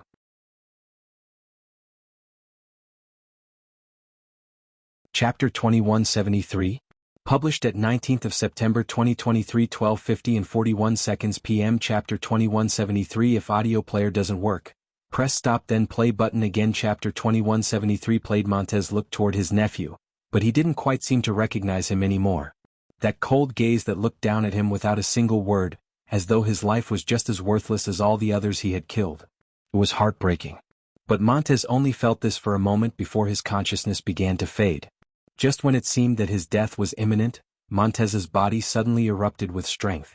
His force nodes were forcefully expanded, and the nodal pathways between them doubled in size and then doubled again. At the same time, his divine armors shattered one after another until, under a mysterious force, his soul was forcefully separated from his body. But rather than being pulled out entirely, it rather felt that he had gained a great amount of clarity in an incredibly short period of time. Lionel pulled his claw back, allowing his uncle to fall to the ground. Montez's aura continued to grow explosively, as though all of his potential was being unearthed all at once. Lionel observed all of this silently, as though he was watching a science experiment of sorts. He wanted to see what the result would be. Soon his uncle actually began to change as well. A familiar set of dense scales, beautiful and radiant, took shape. Very quickly he became a beautiful creature not much different than Lionel. In fact, he was taller and more magnificent, his power clearly beyond that of Lionel's. The difference, however, was that Montez had been fully awakened while Lionel's lineage factor was clearly very much still in a dormant state. This much was obvious though.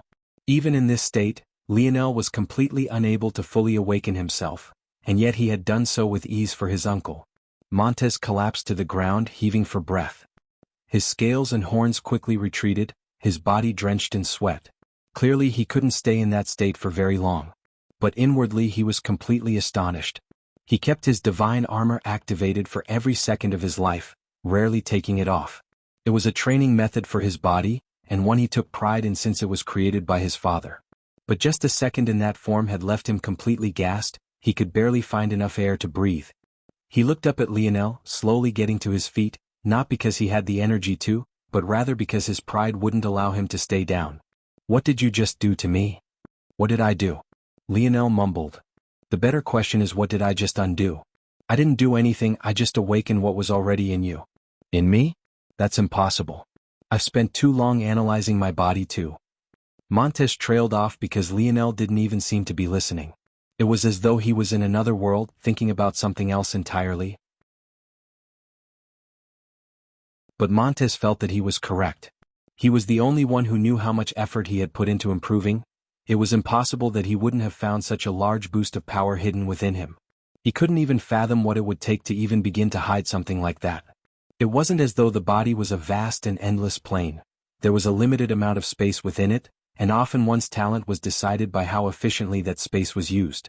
And yet, I've heard of a demon race, one that's physically extremely powerful and yet they prefer to use their minds to mess with people. It's an interesting story, don't you think? Wouldn't it be funny if two brothers were born, but just as talented as one another, Or maybe there was just a small difference between them, and yet the talent of one was sealed away, never to be reached, while the other continued to soar. Lionel's gaze regained its focus as he looked down at his uncle. Would it be interesting? Interesting to watch that family crumble from the inside out, to watch as something that took so little effort on your part practically ruled the world of both of them? Maybe for a god, these sorts of things were the only way to brighten an otherwise dull day. Montez froze. Was he talking about him and Velasco? Lionel's gaze regained its focus as he looked down at his uncle. Would it be interesting? Interesting to watch that family crumble from the inside out, to watch as something that took so little effort on your part practically ruled the world of both of them? Maybe for a god, these sorts of things were the only way to brighten an otherwise dull day. Montez froze. Was he talking about him and Velasco? Don't speak nonsense, Lionel. Montez suddenly felt agitated. He had completely lost his bearing as an uncle. Lionel's words had pierced to the very depths of his soul. Something about his demeanor, his nonchalance, his casualness, had torn through what FA section Ade he had left as a senior. If Lionel was correct, it meant that he had been played his entire life. He had lost connections with his brother for no other reason than the schemes of a third party. He hadn't given his wife the children she wanted, all because of the schemes of some higher being, snickering at his suffering. He hadn't been able to live the life he wanted to, the life he deserved, all because some god was bored. Lionel, though, didn't even care to respond to this. He was unmoved and unimpressed by the outburst. Instead, his mind was elsewhere. The last time he had entered this state, he did two things. The first was the change to his mage core. He turned it into a tree filled with countless leaves, each one representing a different rune and a different discipline. It made digesting those various elements far easier for his suppressed self. The second thing he had done was seal the smaller of his two innate nodes, allowing it to naturally progress, once again making it easier for his suppressed self to improve. However, it could only be said that his suppressed self was far too stupid. He had overestimated himself. If others heard this evaluation of a Lionel was already too far beyond others, it was hard to say exactly how they would react, but this current version of him cared for nothing but the fact. Since his uncle had come to stop him, Lionel had already made the decision to return. Whether Montez was telling the truth about his father's remnants or not, even if there was only a 0.1% chance, it was more important than the rest of these people's lives combined.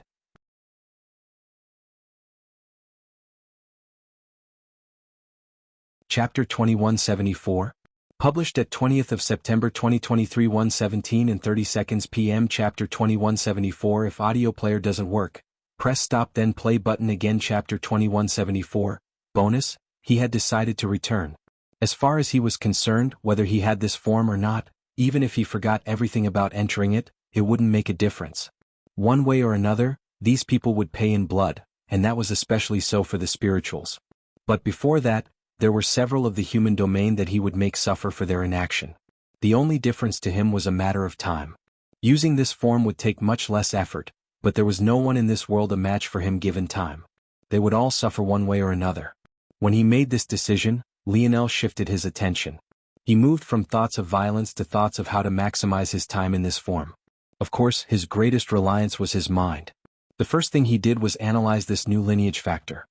His lineage factor had undergone two changes since he last entered this form.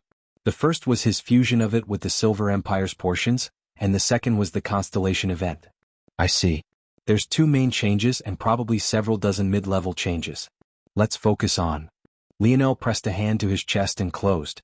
He drew 5 deep lines across his chest, but quickly, out of the center of his chest, 3 kernels of light appeared. Without much thought, Lionel squeezed a hand and shattered them. These 3 were none other than his 3 divine armors. It was a shame. He didn't even get the chance to use his third outside of the massacre of the Omen family, but it didn't matter much to him. In his eyes, these products were far too inferior. He could make them thousands of times better, but what he could do now was worthless. He had to create a new design that was both far better, but also within the ability of his suppressed self to comprehend, or else it would be all useless. After not even a split moment of thought, his hand began to draw in the skies and 3 blueprints formed one after another. He hesitated for a moment, but didn't choose to form the 4th. It was better if his suppressed self did it. It would be a good opportunity to improve his dream force further, and that would give him a greater chance of remembering the things he had thought of in this state. If one looked closely at these blueprints, it would be possible to see that the armor wasn't the only part present. In fact, it wasn't just one extra part either. There was not only a spear to pair with, but a bow as well. Lionel waved a hand and the blueprints vanished. He immediately began to draw another blueprint. Those that were sharp would be able to see that it was actually a starship, but it wasn't just any starship. It was one based on the creation of the Omen family. Lionel was actually creating a blueprint of modifications that would make it far more efficient. He planned to destroy the Omen family soon enough, and he believed that they had definitely already created a fleet of these starships. Obviously, when things were said and done, those starships would be his own to have. This blueprint was like killing two birds with a single stone. It would inform his suppressed self about all the obvious deficiencies that could be taken advantage of, while also strengthening himself a great deal the moment those starships landed in his possession. It took him no more than a few seconds to finish, and he put this blueprint away as well. After he finished this, he pressed two hands to either side of his hips, right over his flaming kidneys. With a thought, they were suppressed and sealed. Soon, the flames flickered out and they returned to their original states. Everything flowed smoothly, but to Lionel this was simply too easy. Because he was keeping the level of his suppressed self in mind, he didn't need a lot of time to do things to a standard that his suppressed self would understand. These things were as easy as breathing. He turned his attention to his ethereal glabella. Within, the glorious mage core stood tall and proud, almost entirely unused by his suppressed self. It was astonishing how dense he could be sometimes, but there wasn't much he could do about it. Instead, he turned toward his 10 stars and waved a hand. They began to tremble and quake, solidifying and becoming purer and purer. His vital stars, the only a minimal number of runes, began to quickly catch up with the others. His void star force also began to swiftly gain nodes. Soon they came to a stop.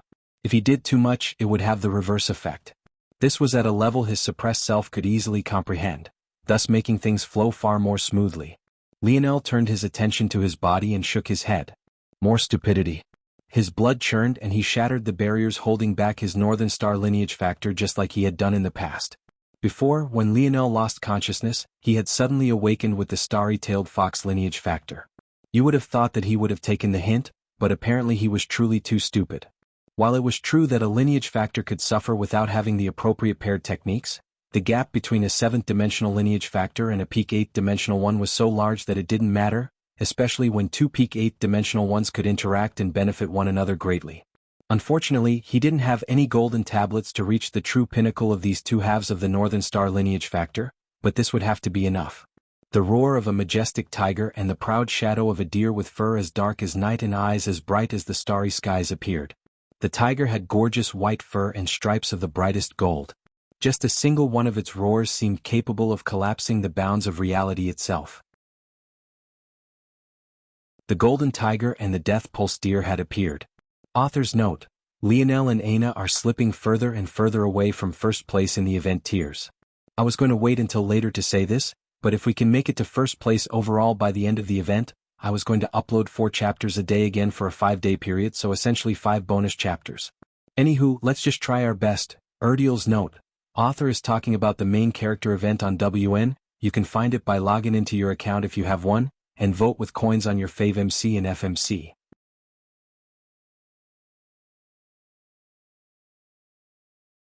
Chapter 2175. Published at 20th of September 2023 1:17 and 32 seconds PM. Chapter 2175. If audio player doesn't work, press stop then play button again. Chapter 2175. Goth's strength in Lionel's body seemed to reach another level, but his reaction was quite benign. He didn't seem to care very much at all. To him, this wasn't very impressive at all. In his current state, whether his Northern Star lineage factor was 7th or 8th dimensional didn't make much of a difference. It would only make a difference if he had the golden tablets for both. In reality, just the fact he had the death pulse deer's blood running through him right now was even more impressive because of one simple fact: he had never seen the dark side silver tablet before. He had instead given it up the chance to Aina, who had gained the blood sovereign tablet. So how did he have the death pulse deer bloodline now? The answer was quite simple: Anya. After he had lost himself to rage, Anya's souls had been shattered. She was completely unable to withstand that kind of force, and he didn't care to save her either. However, all of his souls had an undying character. They wouldn't die unless he wanted them to, but that was reliant on his stamina and his intention. After Anya had died, he vanished. The kernel of her soul, or the root that could be used to allow her to resurrect, was with him. He just hadn't made any attempt to deal with it. However, just now he had used Assimilate on it, and then he had used Breathe, the third and final monstrous ability of the Emperor's Might lineage factor. Assimilate allowed one to fuse a soul construct with an external item, or fuse a soul into oneself to gain its abilities. Either one worked, though the second had far more restrictions under normal circumstances. However, Breathe was very different. With Breathe, someone could take a soul, sacrifice an item, and give it life again. This life, however, was very different from the normal, as this soul would remain highly loyal. This was akin to gaining a death sworn by one side, and the most important part was that they were far more permanent than the original 24-hour period that limited a rise. Although, the more powerful the soul, the more powerful the sacrifice required. However, there was a second method of using Breathe, and that was similar to the second method of using Assimilate. By using Assimilate and Breathe in unison, Lionel was able to sacrifice a portion of himself in order to give himself the permanence of Anya's ability. In the end, he had chosen to sacrifice the Aurora Panda bloodline within him. Of course, there was a very important issue here. How could he sacrifice an inferior bloodline in order to gain a much stronger one? And that was where the genius of the current Lionel came into play. The potential of the Death Pulse Deer was already within Lionel's body. What was missing was the catalyst. Normally, that catalyst was the comprehension and use of the silver tablet, but with Anya's soul, he didn't need to. He just needed to catch a small spark of the Death Pulse Deer lineage factor. Once he did, he could catalyze the Northern Star lineage factor within his body to force it into being. The short of it was that his Aurora Panda bloodline indeed wasn't enough, but what it was enough for was causing a small fuse to be lit, and before this fuse burnt out, Lionel stimulated it with the rest of his bloodline, forcing it into being. This matter was explained quite simply, but if this was explained to others, the amount of awe they would experience wouldn't be small in the slightest. Lionel had essentially casually figured out a workaround for the need of the tablets. It had to be understood that these tablets weren't just existences used to bestow power, they were also used as a means of control. You weren't meant to be able to access the next unless you were of a certain standard. Without reaching this standard, you would never be able to touch upon this level in your entire life. This was what the Umbra family had experienced until Lionel gave them the bronze tablet of the Dark Side Northern Star lineage factor. And yet, in just a brief few seconds, Lionel had already figured out a method to circumvent this without even the slightest of effort. He had just broken a code that had left countless generations helpless with little trouble at all. And yet, he didn't seem like he was done. The three-headed panda construct that had once been so strong for Lionel had already begun to fall by the wayside. This was the reason he was using it less and less recently. The self-created techniques that he had formed and that paired with it so well were too casually constructed. His Lotus domain, for example, was created off the back of a low-level research paper from the Void Library that the current Lionel felt was nothing more than trash. Its construction was shoddy and it didn't have staying power at higher dimensional levels. He could do much better. Whether it was the Golden Tiger or the Death Pulse Deer, they both had exceptional combat prowess. Lionel had already taken this into account when he had created the blueprints for his divine armors. They would take great advantage of this. But in order for it to work, he had to fuse the two first. His body began to change and he grew even taller. His scales vanished beneath strong tufts of white fur, his eyes becoming a sparkling golden color, his horns becoming even more prominent and powerful, shimmering with a black luster. The Death Pulse Deer controlled Death Force, the Golden Tiger, however, controlled Golden Force. It was a very special variant Earth-type force known for its astounding offensive power. Golden Force was constructed of variant Earth Force, Spatial Force, Star Force, and Light Force. It was considered to be the force with the greatest piercing power in all of existence, aside from weapon forces mastered to an extreme. Death Force, of course, spoke for itself. Now, Lionel had fused the two halves into a perfect whole. His eyes regained their focus and he looked back down toward his uncle, who was still in an agitated state. He grabbed his shoulder.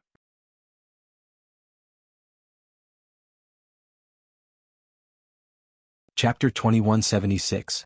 Published at 20th of September 2023 1:17 and 58 seconds p.m. Chapter 2176. If audio player doesn't work, press stop then play button again. Chapter 2176. I swear not long later, Lionel had appeared before his father again, his uncle by his side. His gaze flickered as he looked at the man, his rage threatening to bubble up again. Montez's gaze flickered with its own complicated light. The words that Lionel had spoken had truly weighed heavily on him. His relationship with his elder brother had once been very good. If he thought about it, it was indeed his fault that it had reached the state it had. He clenched his fist. I swear I'll kill whoever did this to us. Although he thought this, the amount of self-blame was palpable. He didn't say anything for a long while, and it was only after he felt the coldness emitting from Lionel that he remembered how things had reached this point. He actually hadn't been lying. Velasco had indeed left something behind. The only lie was that it wasn't exactly meant for Lionel, although it would benefit him greatly. Your father? Val said that after a ninth-dimensional expert died, there would be a great phenomenon. The land they stood within would gain a great boon, even more beneficial than a world entering the eighth dimension. Depending on the strength of the expert, it might even be better than a world entering the ninth dimension. I didn't have much of a reference for that until recently, but if he's right, the change would be enormous. Do you know why there isn't a phenomenon here? Lionel wanted to hope, but his uncle's eyes painted a completely different story. There was truly no use in him having hope. His father was indeed dead. Your father has always been a selfish man. How could he allow others to benefit from his death? Montez opened Velasco's shirt with shaking hands and revealed a necklace. He slowly took it off and handed it to Lionel. Give this to Anastasia. Tell her that Val said he always keeps his promises. Lionel's jaw clenched as he took the necklace. It looked as though an entire universe was spinning within the gem that hung from it. In this state he could vaguely remember some things. Back when he had lost to Amory, Anastasia had nursed him to health, swearing about how he was holding her back and how he was just as useless as his father. She had also mentioned something about his father promising to bring her back to the ninth dimension, implying that she had once been there before. What happened to Anastasia? I'm not sure, but when she fell into father's hands she was already heavily injured.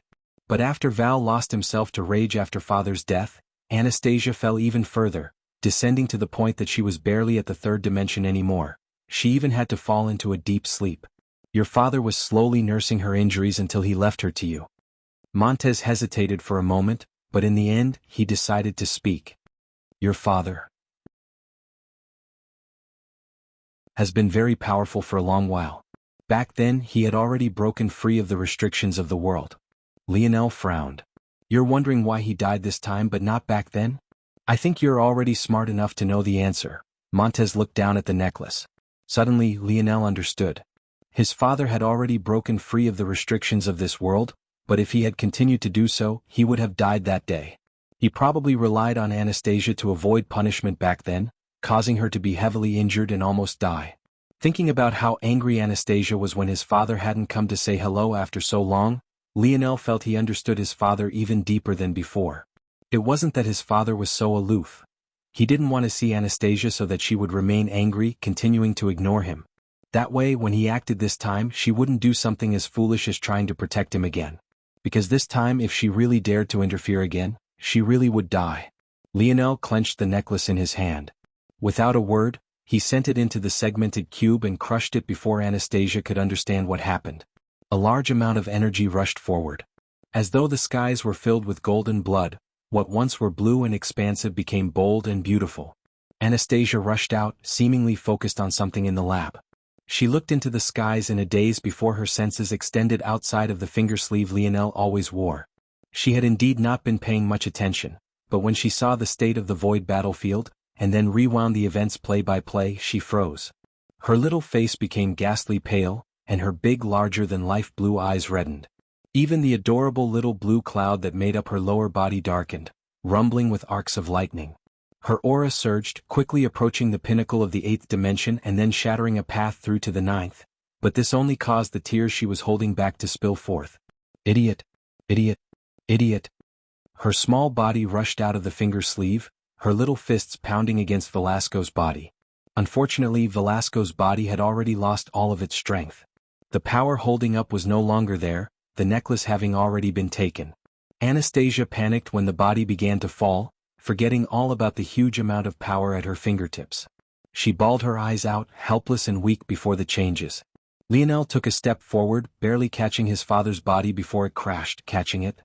His gaze carried a frigid cold within them, looking off into the distance. He seemed to peer through the veil of reality, looking toward the enemies and marking each one of them in the heart. Whether it was the invaders or the cowardly humans who remained on the sideline. I swear I'll kill them all. Lionel barely had this thought himself before he too collapsed, his body exploding with clouds of blood.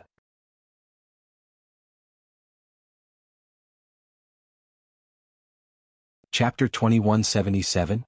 Published at 29th of September 2023 9 o'clock and 42 seconds AM. Chapter 2177.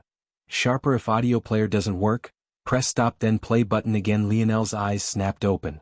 It was probably a common occurrence among normal people to be partially confused about where they were, or maybe forget about what had happened recently, especially after being asleep for so long. But while the events of his transformation were blurry to Lionel, it was much less so than it had been in the past. In addition, his mind was far too fast to fall into such a trap. In the end, he remembered it all instantly. He didn't get the hope of a few seconds of bliss. The instant his eyes opened, he was plunged into a pit he didn't know how to get out of. He simply stared blankly at the ceiling. But even this was short-lived. Not even a few seconds later, Lionel stood to his feet. He had work to do. He didn't contact Aina, he didn't go to see how his mother was doing, he didn't even try to communicate with Anastasia despite the fact he was already aware that he was within the abode setting. Instead, he directly entered the lab and pulled out 3 blueprints. His mind's capacity was far beyond what it had been in the past. As such, the gap wasn't as exaggerated as it had been back when he had first entered Void Tower, and he was able to remember bits and snippets. At the same time, his more enlightened self had been ready as well, sealing off much of what it could and leaving behind only what he felt that the current Lionel could handle. As such, Lionel remembered the most important points. He remembered the blueprints, whether that was his divine armor or that of the modifications to the starship. He also understood some of the changes that had been made to his body, and he was aware that he had awoken 2 new lineage factors, though they now seamlessly acted as one.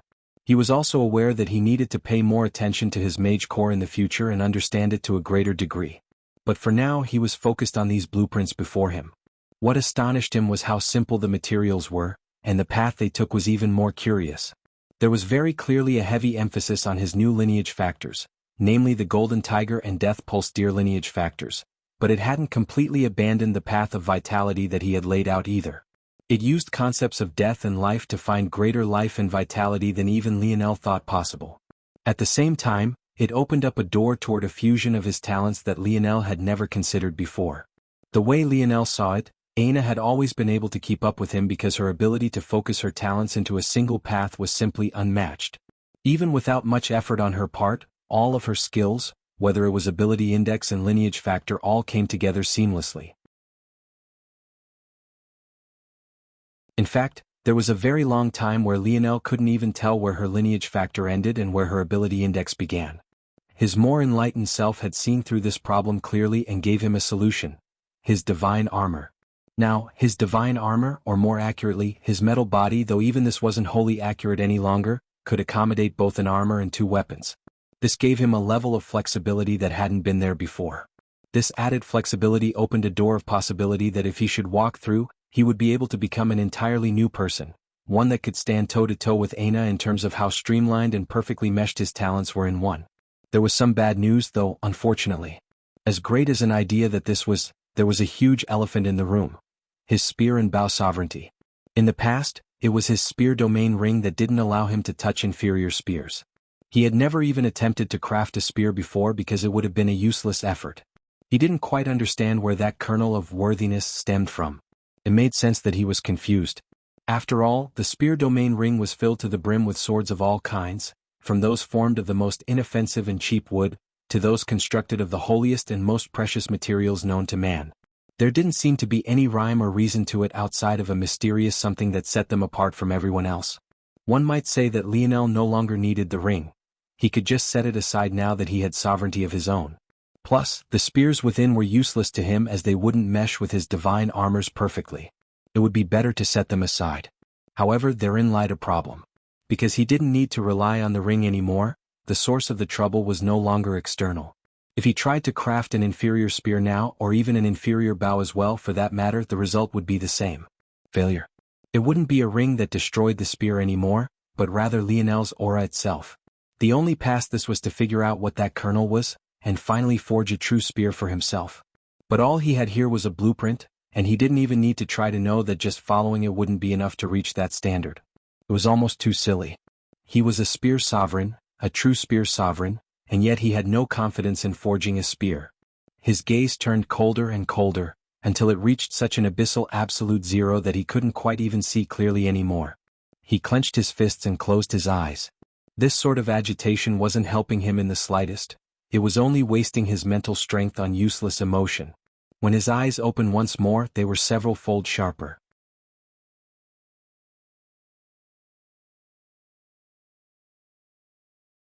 Chapter 2178. Published at 29th of September 2023 9 o'clock and 41 seconds AM. Chapter 2178. Intent: if audio player doesn't work, press stop then play button again. Lionel tossed another aside, his expression indifferent.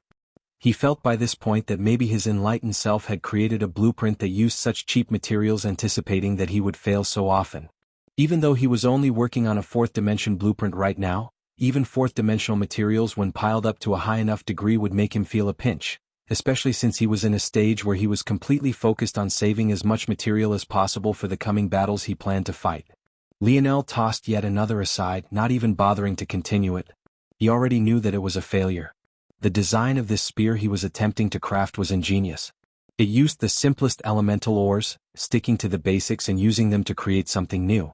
Their power would only show when they came together as one, entering the true life-grade realm. Often, ores like these ones were used in amplification force arts, ones that could increase the concentration of certain forces in a given area. This was something that the Void Palace had quite a lot of. In fact, they had so many that they wouldn't even bother with fourth-dimensional materials like this one, or even sixth-dimensional ones. They directly began at the seventh, which was why these materials were seen as so cheap in Lionel's eyes. Thinking back to how many of his points he had wasted back in the Cataclysm Zone, gathering the most expensive of materials, Lionel realized that he had been going down the wrong path of crafting, or at the very least, life-grade crafting. Life-grade crafting was meant to create new life from the materials that forged it. The more dominant the material, the more resistant it would be to change. Using high-class, high-level materials was actually the antithesis of what he really wanted, and he was actually holding himself back. That wasn't to say that you weren't allowed to use high-class materials, but the issue was that he had overstepped his bounds in some respects and underappreciated himself in others. He had overstepped his bounds in the regard that he had only just entered the life grade. He could be considered a fledgling to the discipline. What right had he earned to already be working with the best materials already? As for how he had underappreciated himself, one only had to ask one simple question. What point was there in using the highest class materials of the fourth dimension? What about the fifth? Or the sixth? It had to be remembered that the entry of the life grade by many was seen to be the eighth dimension. This wasn't a coincidence. After one entered the gold grade, it didn't matter how great the materials were, even if one used ninth dimensional materials, of course. Only if you were able to refine such materials despite only being in the gold grade there wouldn't be a qualitative leap in terms of treasure strength unless one understood the concepts of the life grade. This was to say that materials less meaningful at the lower level of the life grade. How could it matter much whether you used a low-class or a high-class fourth-dimensional material when your aim was the life grade anyway? It was a waste of effort. It was better to simplify things, to go back to the basics, to choose materials one comprehended to their very roots and bring out the best in each and every one of them. Go back to the basics. Bloop. Lionel's fingers flickered, and little Tali went into action, moving with swift speed. Lionel's action seemed far sharper, and his true spear sovereign aura towered.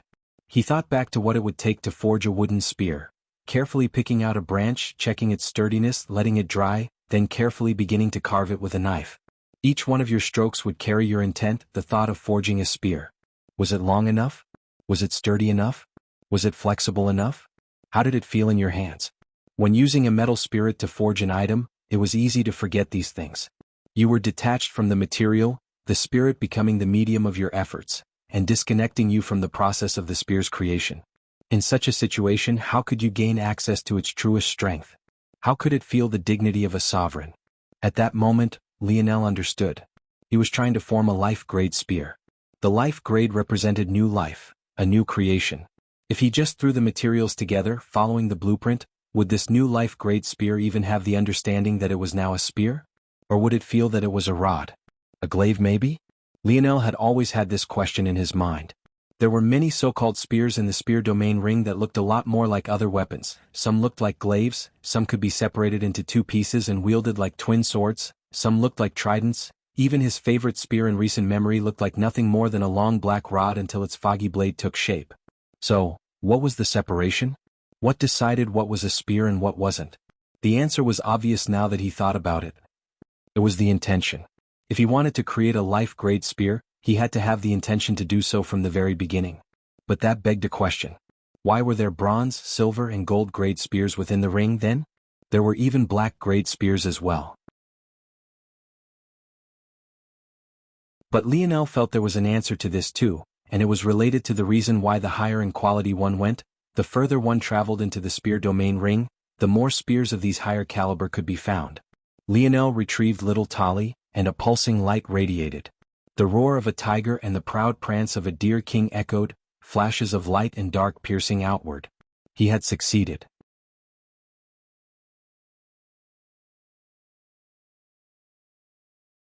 Chapter 2179. Published at 29th of September 2023 9:40 AM. Chapter 2179. Return if audio player doesn't work, press stop then play button again. The answer was quite simple. When those spears began their life, they had no intention of becoming the weapon of sovereigns. It was only after a long journey and a life by their side, that they evolved and entered the state they were in. However, most normal spearmen probably couldn't even notice how special they were. Even Lionel couldn't grasp it. Until now. Holding his forged spear in one hand, Lionel extended his other, and a wooden spear appeared. Lionel remembered this stinger-like spear quite intimately. It was the second ever spear he had gotten from the spear domain ring, the first having been destroyed due to his carelessness. Usually, the spear domain ring could repair damaged spears, but this was only up to a point his first spear had passed, unfortunately. This spear, however, was owned by a female spear master. She was quite crafty in her bearing, and the way she used a spear was light and agile, quick and sharp. She had taught Lionel a lot about cautiousness and precision in battle, not to mention cleverness. Without even noticing, she was probably a large reason why Lionel's battle style had become the way it was, even aside from the state of his ability index. It was one of the spears he was most familiar with, intimately so. And yet, in his hands right now, it felt completely different. It had soul, it had heart. He casually pierced outward, and the spear seemed to sing. Lionel stood in silence for a very long time. That feeling, he had seen it before. His father's last spear strike. It was much weaker by an impossibly wide margin, but he was certain that they shared the same roots. At the same time, his spear force, which had been at the third layer, transcended to the fourth, faintly touching upon the next level. That spear strike that had taken him 333 strokes to complete could now be executed casually by him. If he executed his spear dance, he might be able to take a half step into the impetus state, a level of strength that was practically an infinite distance from the fourth layered state. It had to be remembered that the impetus state was the requirement for entering the ninth dimension, and now Lionel was just a step away. However, he had no plans on relying on this. That was because he had no intention of suppressing his spear force. Once he entered the seventh dimension, he would allow it to smoothly enter the seventh dimension as well, and as a result, his spear force would fall back from the fourth layered state to the third layered state. Even so, the feeling of the fourth layered state in his hands right now made him feel invincible. The power to use such strength so casually made him feel like a completely new person. With this kind of strength, defeating Amory, or at least the Amory he had last battled, would be a matter of a single stroke of his blade. Even if he entered the seventh dimension, he wouldn't suddenly weaken, he would probably actually become a slight margin strong. After all, the gap between the sixth and seventh dimensions would make up for the gap between the third and fourth layered state. Lionel slowly put the stinger spear away and gripped his self-created spear. It was truly beautiful, and it radiated a unique aura. It felt better in his hands than any spear he had ever touched, as though it was created for him, and that it was. It sparked with what looked like muted lightning, its shaft filled out with hexagonal scales that shimmered with a golden light between their bodies. Its blade had a dark gold body, and its sharp edge was like a radiant black light, even looking somewhat purple and ethereal. The next progressions of the spear looked similar. The only real difference was that the fifth-dimensional one was 3 meters long and far more flexible, similar to a wind spear he had used in the past. As for the sixth-dimensional one, it was 4 meters long and had twin heads. Now that Lionel had succeeded with one, he was far more confident that he would succeed with the others. He closed his hands tight and the blade disappeared into his body, a shuddering strength shooting within him as the fusion process completed. He had never experienced this before when fusing, or rather the effect was always minimal. But this time it felt as though everything had changed. Without much more thought, he began to work on the others, moving swiftly as though he didn't have time to lose, and he truly didn't. Every time he thought about his father's final moments, the fire within him burned fiercer and fiercer. He wanted to destroy everything, to watch the world burn. That fire spurred him on, and he worked faster and faster. In just a day he had finished all of his armors. To his surprise, no one had come to bother him, but he also didn't mind. He preferred it this way. He didn't want to socialize, to speak to others. It would only delay his revenge. After he was finished, he entered a pod even though he didn't absolutely need to. He had rather done it because he knew exactly what kind of workload was facing him. Once he finished modifying the starship, he would start making plans to return to the Morales family. But the kind of return they expected was most definitely not the one he would give them. However, before he even thought about that, he would most definitely enter the seventh dimension. Of all the kernels that his enlightened self had left for him, this was probably one of the more important. If he had to find a key to enter the dimensional cleanse trial world, and then wait for the other keys to be found and everyone to be ready to enter, who knew how much time would pass? Luckily, his enlightened self had left behind enough of the deductions he would need. Once he entered the seventh dimension, he would return to the Morales as Patriarch Lionel.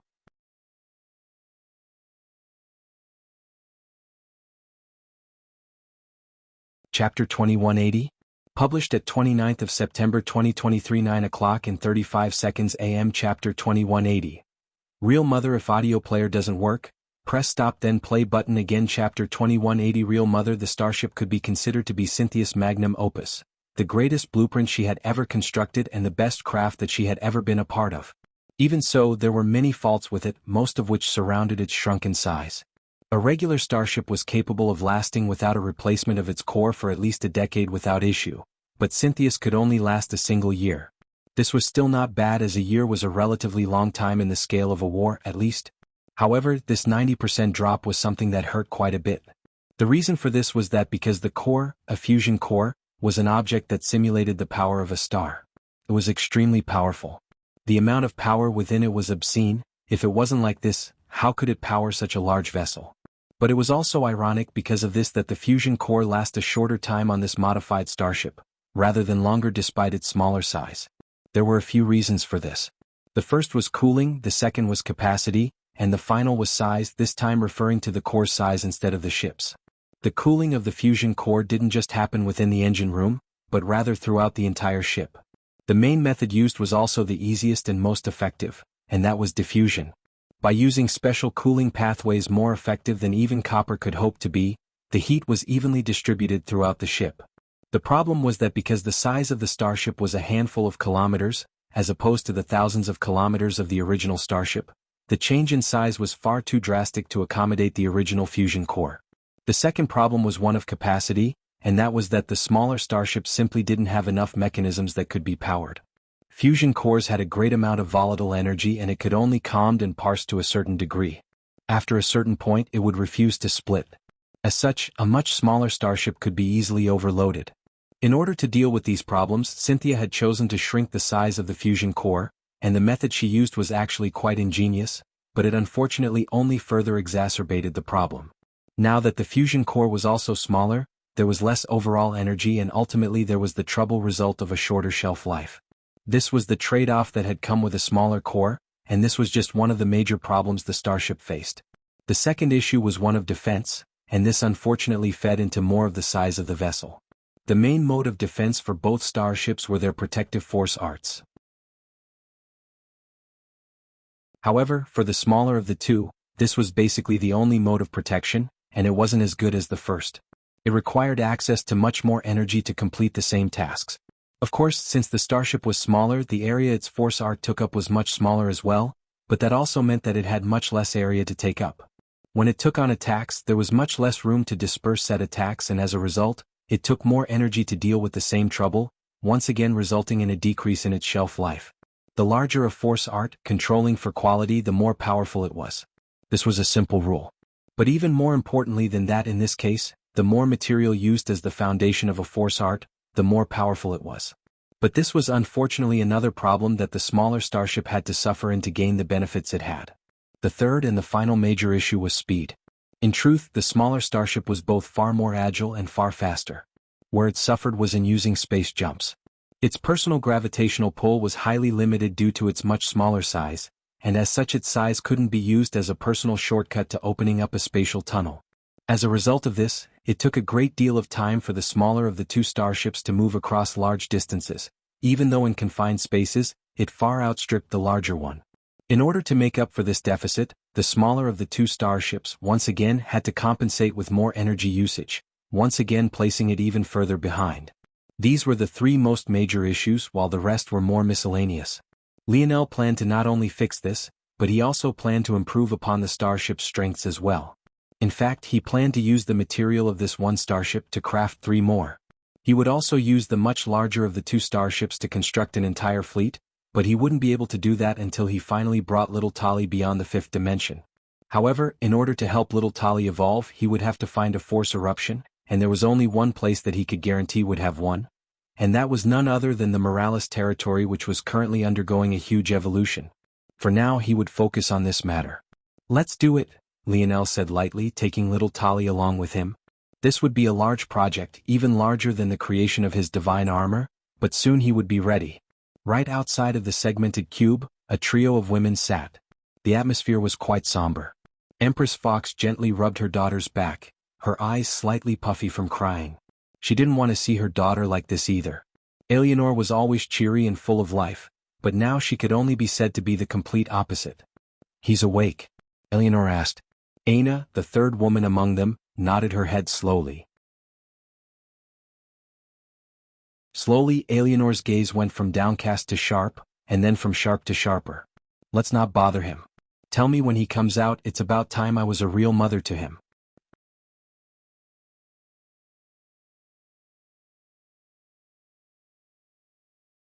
Chapter 2181.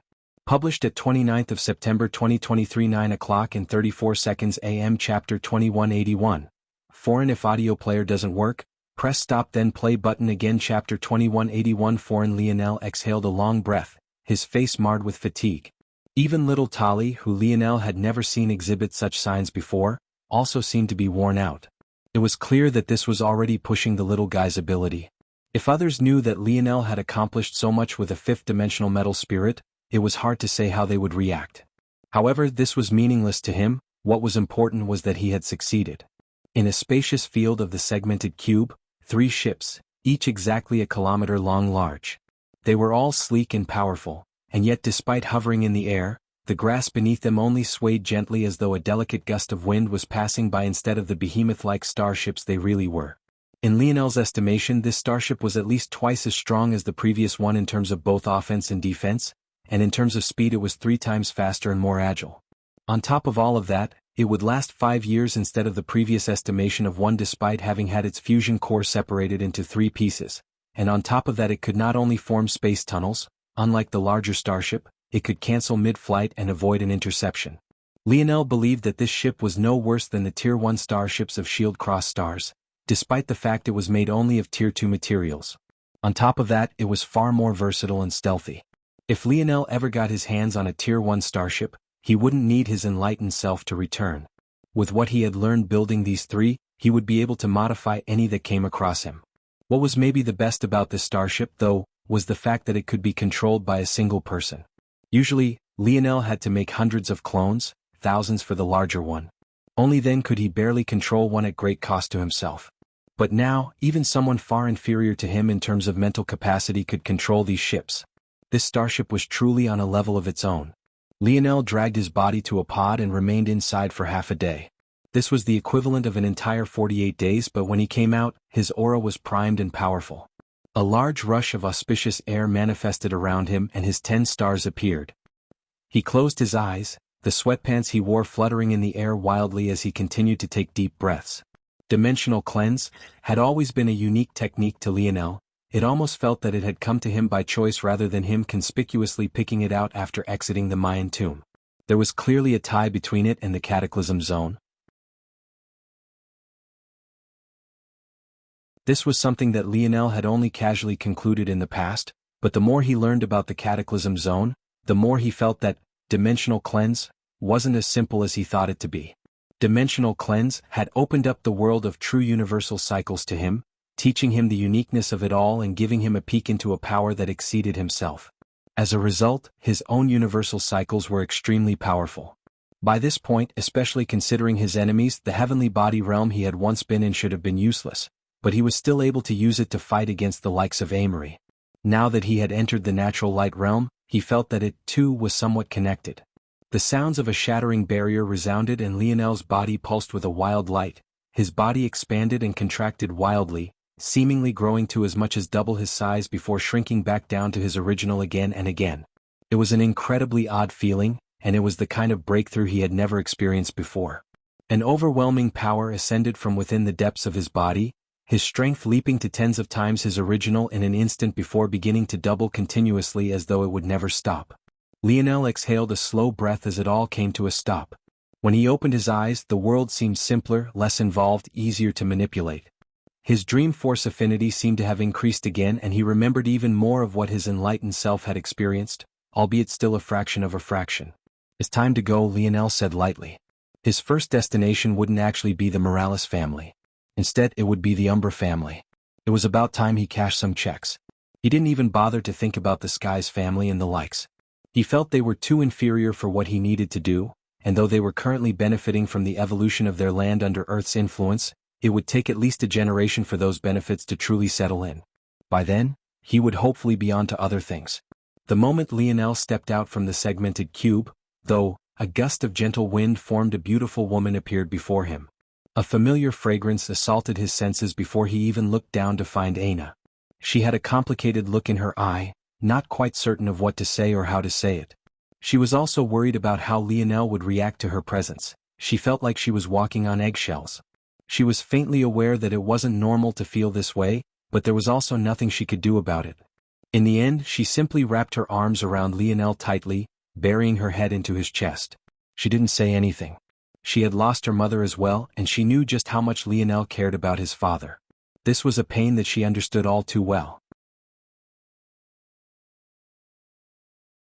She felt Lionel hesitated slightly, but she relaxed when she felt his arms wrap around her as well. At that moment, a golden-haired woman emitting an air of maturity appeared. She looked quite dignified and sharp, an aura familiar to her and those that had known her for many years, but one completely foreign to her son.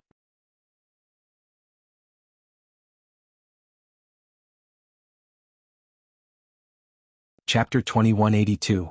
Published at 29th of September 2023, 9:31 a.m. Chapter 2182. Your plans. If audio player doesn't work, press stop then play button again. Chapter 2182. Your plans. Lionel met his mother's gaze. He didn't really react very much. Usually he could be quite charismatic, but that wasn't because it was his true personality, it was rather because he could analyze a situation and understand the best way to respond. But he simply wasn't in the mood. Could be said that he was rarely his true self, but right now he very much was. He didn't have much to give and he didn't really want to take either. But given his mother's expression, it seemed that she was well aware of this, something that surprised Lionel. If he had known that she had been a bundle of emotions just a day prior, he probably wouldn't believe it. However, this sort of reaction suited him just fine. He wasn't in the mood to console others. If he had to, he might very well just directly leave so that he wouldn't say something he would come to regret. "What are your plans?" Eleanor asked. "Kill." Lionel replied simply. "Okay," Eleanor replied simply. "Mom will help you." Lionel's gaze flickered, but he didn't say anything else. He simply vanished out from Aina's arms, disappearing from everyone's sight. Aina lowered her arms, feeling somewhat helpless. However, she knew Lionel well enough to know that he dealt with things his own way. Remembering the words that his other self seemed to have spoken, she regained some of her calm. The fact that he had spoken those words meant something clear: this wouldn't last forever, and that was all the confirmation she needed. When Lionel had first begun to pursue her, he had been the one that was extremely patient. Because she never said no and gave him no signs of direct refusal, he continued to ask. That was his own sort of resolve, and it was because of her own complicated feelings that she had strung him along for long, but not once had he ever complained about it, nor had he ever held it against her. He had just lost his father. If she didn't even have this much patience, then what good was it for her to be in a relationship at all? Lionel took control of one of his starships the moment he entered Earth's orbit, zipping out of Earth's solar system in the blink of an eye. Yep. An adorable little mink appeared above Lionel's shoulder, slithering down and curling in his lap. Lionel took a glance down before looking away. The small bit of warmth on his thighs, silent and guarded, was all he felt he needed. The starship appeared within Umbra family territory with a great amount of speed. Lionel descended and sent the ship into the segmented cube's finger sleeve before descending. He didn't wait for anyone and directly entered the Capitol building of the Umbra, or maybe it was more accurately a palace. It wasn't long before people reacted, and even more quickly Radley's aunt, Seltin, appeared before him. "Lionel," Seltin greeted, though her expression was a bit weird. She, along with many others, had seen what had happened that day at least vaguely. The system was only designed to follow lower-level 7th-dimensional battles, so one could imagine how many details had been missed when observing a battle nearing the 9th-dimensional level and even directly entering it. However, it was still enough for her to understand the gist of what had happened, at least up until the death of Lionel's family. Lionel nodded faintly. Seltin frowned inwardly, feeling that Lionel's attitude was a bit too disrespectful. Her strength level wasn't something the current Lionel could fathom. She was well aware of what had happened in the Air Wars. She had watched attentively along with everyone else. After all, they had sent some of their best inside and wanted to be ready to take action in case any of them were exposed. However, Seltin restrained her true inner thoughts. She could imagine what Lionel was going through. She too had lost many people she cared about, many at the hands of the Three-Finger Cult. So, she didn't blame him too much and simply waited for him to explain why he had come, but what she heard next caught her completely off guard. "I will give the Umbra family a choice now. There is no in-between and there won't be time to regret later. Stand by my side in a war against the greatest powers of the human domain or don't. What will your choice be?" Seltin froze. Of all the things she had expected to hear, this was the very last. Hadn't Lionel just become the patriarch of the Morales? Was that why he was asking? Did he believe that the Morales were about to be attacked by the rest of the human domain? That was possible, but it shouldn't happen for a while, though. Who would attack right after a domain war? Especially right after it was a Morales death that had pretty much protected them all? You mean you would like to ask us whether we want to help defend the Morales? She probed. This was a much different ask than the meaning behind Lionel's words, but she felt that she had to ask anyway. "I meant exactly what I said," Lionel replied plainly. Seltin's frown deepened. By this point, the rest of the upper echelon had realized that something important was happening, but their reactions were much fiercer than Seltin's, and they were much more unable to hide their expressions. "We can't just. The Three-Finger Cult's upper echelon has been almost entirely destroyed. All that remains are likely their variant invalids and maybe a few hidden branches. There is no reason for you to continue to hide this." Seltin's heart skipped a beat, but her resistance seemed to only grow. "All right," Lionel said coolly. "The bronze tablet. Return it." Seltin froze and her resistance reached its peak. Lionel didn't seem to want to waste any time. The moment he saw Seltin's hesitation, he knew what the answer would be. However, when he saw her reaction to the returning of his property, his gaze became frighteningly cold, so much so that Seltin seemed to be snapped awake. It didn't feel like she was facing a youth any longer.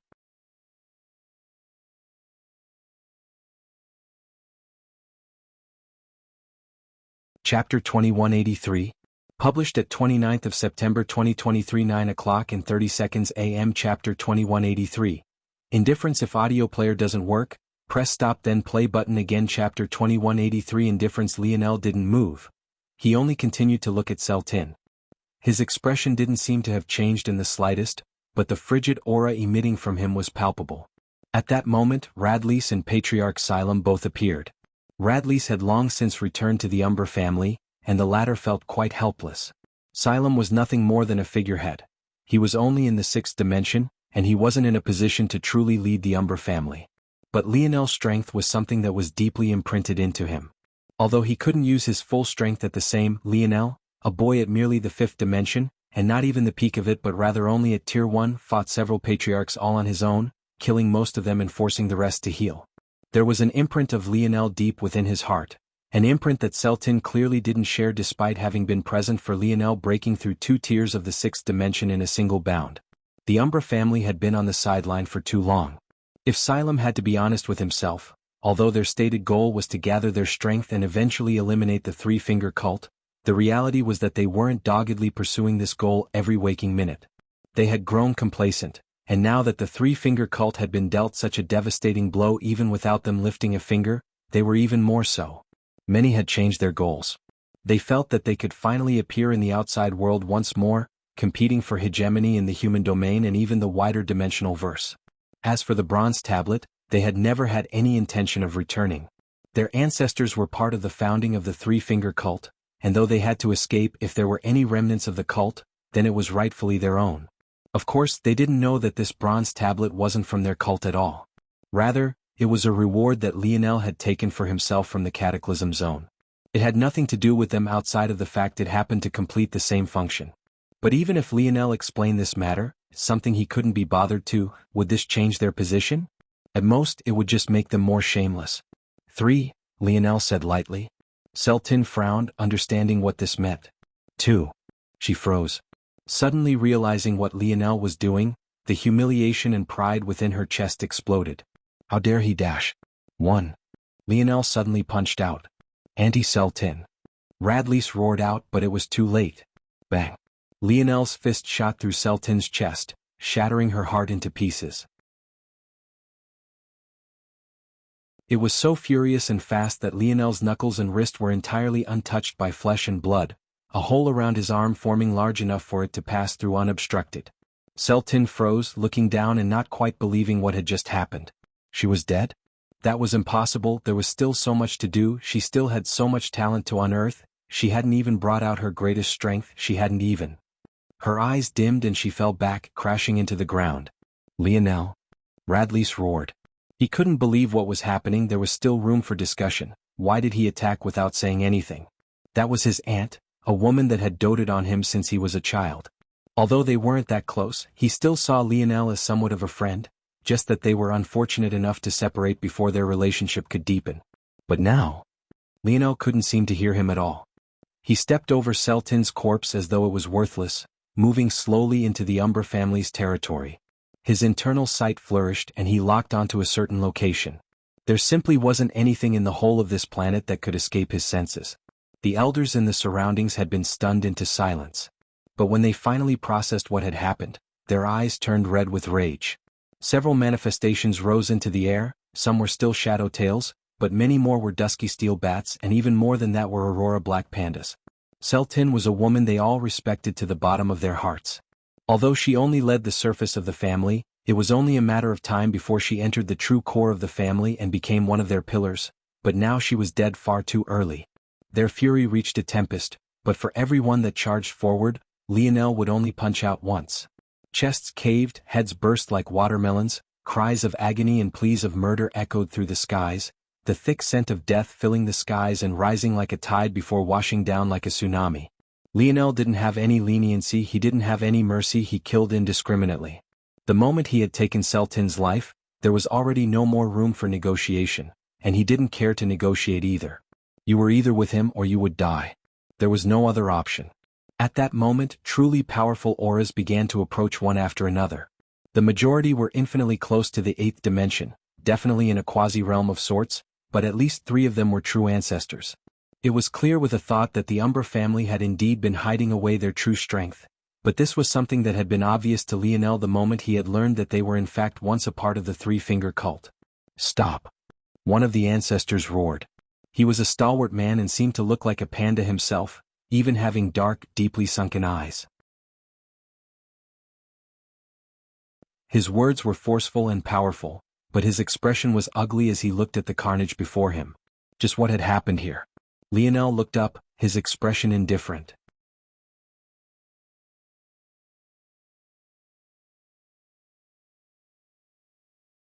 Chapter 2184. Published at 29th of September 2023 9 o'clock and 28 seconds AM. Chapter 2184. First casualty. If audio player doesn't work, press stop then play button again. Chapter 2184. First casualty. When the pan-like ancestor's eyes landed on Celtin's body, his expression became even uglier, but he struggled to force himself to calm down. How could he not recognize Lionel? He knew that this man was the current patriarch of the Morales family. If they were to do something to him it would be about as good as declaring war, and if they were ready for something like that against such a behemoth, they would have already attacked the three-finger cult to get their revenge. But at the same time he couldn't just let things go like this, that was impossible. They had their own bottom line as well. The panda ancestor, a man named Jeffner, took a breath trying to calm himself. He didn't interact with the world much for obvious reasons, so these types of matters weren't what he was good at, but he was still sharp and astute. He immediately thought of a solution. I know that you're able to revive people. Bring them back to life and we will pretend like this matter never happened. My tablet. Return it. Now. Lionel said coldly. Jeffner's expression darkened. So this was what this was about? Revive her first, then we can discuss this matter. She will remain dead. Jeffner and the others were stunned into silence. They thought that maybe Lionel would demand to see his tablet first, maybe he would talk about not trusting them to keep their word, maybe he would try to work out some other deal. But what they never thought was that he would respond like this. He didn't want to revive her. He would revive her. He had given her 3 seconds and she didn't cherish it. What right did she have to live after offending him? What right did she have to revive when he couldn't do the same for his father? The dead should remain dead. Jeffner didn't know how to reply, but his fury did. It continued to bubble upward, threatening to spill over. Whether he interacted with the world or not, he understood the kind of weight the title of ancestor brought, and he understood even greater than that what a gap between strength levels represented. No matter how talented Lionel was, even if he had been at the pinnacle of the 7th dimension, bridging the gap to the 8th was absolutely impossible. That was only an understanding that one would gain after touching upon the threshold. How could he allow a child to talk to him like this? But before he could say anything, Lionel nodded. You can all die then. At that moment, 3 starships that had been hovering in the skies made their presence known. They rumbled just a single time and then their lasers shot out, piercing forward. The laser whizzed by Lionel's ear, a searing heat erupting that would have burned practically anyone else to ashes. The laser was too quick for Jeffner to react. A hole was torn through his head and his gaze became vacant almost instantly. The remaining 2 ancestors were shocked away, quickly reacted to pull their strengths together, but Lionel had already spoken again. Rise. Jeffner shuddered and a violet spirit came from his body. It didn't even get a chance to bow to Lionel before it was forced to attack. Tragic cries echoed once again. The 2 remaining ancestors were entirely occupied with waiting for the next strike of the starship. By the time they realized the rest of their family was in danger, it was far too late and over half of their quasi-8th dimensional experts had been crushed to death beneath Jeffner's might. Lionel continued to walk forward, slipping by the 2 ancestors as though they weren't worth much and entering the depths of the Umbra family compound. By the time he came back, bronze tablet in hand, only Jeffner and the 2 ancestors remained. Unfortunately for them, it wasn't easy to deal with an ancestor who could endlessly regenerate. The 2 were on their back legs and struggling mightily against Jeffner's suicidal attacks. He had already been the strongest amongst the 3 of them, which was why he was the first one to speak, and now they were suffering an obvious fate. Fight to the death, Lionel said indifferently, stepping out from the palace and preparing to leave. He didn't have the time to waste here and he didn't feel like using more of his power on something so insignificant. However, when he stepped out, he found a red-eyed Radlease kneeling by his aunt's corpse. He cared about his aunt greatly, and their relationship had always been extremely close. Although the latter was always teasing him and saying ridiculous things about her beauty, it was exactly that made Radlease love her so much. It could even be said that most of his perversion came from the influence of his aunt. She had practically molded his personality. But now she was dead, and at the hands of a person he had thought was a friend. When he met Lionel's gaze, he thought he would see some helplessness, maybe an understanding that they were simply standing on 2 separate sides and that this matter was inevitable, maybe a certain level of understanding for his pain, maybe even a little remorse, but he saw none of that. There was only an endless depth of indifference, as though he saw Radlease emotions as nothing more than a fixture in his life that would pass away given enough time. There was no humanity in there, no care, no sympathy. Radlease was in a complete daze. Could that even be a gaze that a human could have? Did he not understand human emotion? Did he not have a heart? By the time he awoke from his daze, Lionel and his 3 starships had vanished. The Umbra family, filled with hope and expectation for the future, had been razed to the ground. Those that remained alive were only those Lionel felt to be insignificant existences, and of those that were important, only Radlease and Xylem remained, their silence palpable. They were only the first casualty of Lionel's wrath.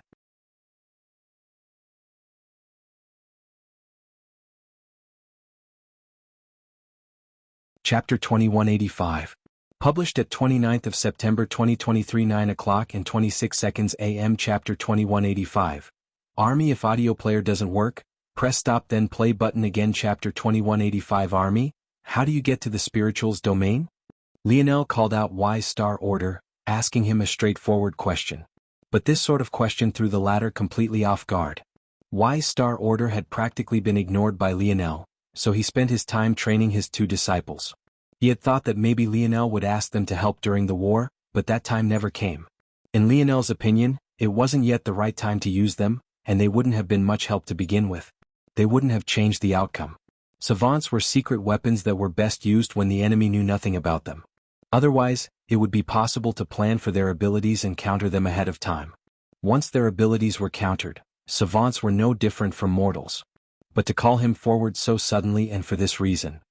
Lionel's enlightened self could make it to the spirituals domain with ease, but that was also because Dream Force could envelop an entire domain. It was easy to find entrances to other domains like this. But without this ability, travel was much more difficult. The Void Battlefield wasn't just a battlefield, it was also a buffer between regions, and it was incredibly difficult to cross without the right tools. Lionel didn't want to go to other domains now, but he wanted to understand what he had to prepare first.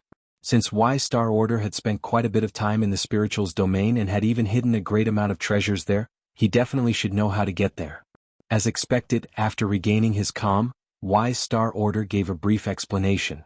It was also about as complex as Lionel had expected, but it wasn't just because of the anarchic force, but rather because the spirituals had gone out of their way to corner themselves off as though they were some sort of untouchable existence. But it was greater than this for Lionel. They know something. From Wise Star Order, he had gained something he hadn't expected, and he could see a bit of why the spirituals acted the way they did. He could also see just how rare it was for one of them to exit their world, and how much importance they had placed on his father for one of them to show up, especially since I was their emperor. Lionel slotted this to the back of his mind. Given what his father had done to King, there would very soon be huge changes to these simulations. However, due to the time dilation between the worlds, where even a few split seconds was years, it was hard to tell when exactly it was this would happen. Or, it might very well be possible that they could adjust the time dilation at their will to mitigate these factors. Regardless, he had to be faster, sharper. Lionel waved Wise Star Order off and left swiftly, not looking back and leaving the extraordinarily handsome man in a bit of a state of shock. In the blink of an eye, this young man had caught up to him, but it was worse than that. Wise Star Order felt that now, even if he racked his mind for schemes, catching Lionel off guard would be absolutely impossible. All he could see was death. If he even tried, the afterlife was all that awaited him after all these years of living. Lionel didn't even feel the need to worry about him anymore. And that was despite the fact his father was no longer here to ensure his safety. Wise Star Order sighed. He wasn't sure what to do. Did he really have to give up all of his hopes and aspirations? Lionel entered the lab setting, but the region had stepped into was one that only himself and Aina had been in. No one knew what was here, and even if it was explained to them they would likely never believe it, and yet here it was. Before Lionel, countless human-sized tubes filled to the brim with light blue liquid floated. There were easily millions of them, the space simply felt endless. But what was more important than these fluid-filled tubes was what was within them. Demons. As far as the eye could see, countless demons rested within these test tubes, waiting to be awakened. At the very forefront of these demons was one that Lionel recognized intimately. It was a beautiful blue-scaled demon with a flesh hood that connected its shoulders and the top of its head. Every time it breathed, a tongue would slither out, snapping at the air and colliding against the body of the tube, causing it to shake and quake despite the fact it was formed of nigh indestructible materials. That was right, this was none other than the Cobra Demon, the very demon that had eaten him alive. Not just one of them but over 10,000. And this, what nothing more than just a single one of Lionel's troops, each of which he had forged a special unit binding armor for. This was the handiwork of the tentacle womb, a process that had taken many years to finish. This was an army that he had planned to unleash to protect the Morales family from the onslaught of the wider human domain, but now their purpose had changed. The Morales had pissed him off greatly. If the Umbra family had seen this army, it was hard to tell how they would react. If they were paired with the starships, it was hard to say if there was a single army in the human domain that could deal with them properly. They were existence that were nigh undefeatable in the seventh dimension, and now they were about to be released on the world. If such an army just had the backing of a handful of ancestors, just how powerful would they be? Lionel took a step and exited the lab setting. He found Aina standing, seemingly waiting for him. "Let's go, we're returning to the Morales family." Aina didn't say much and only nodded, the two of them vanishing. Eleanor followed along, the family of three moving toward a behemoth of the human domain.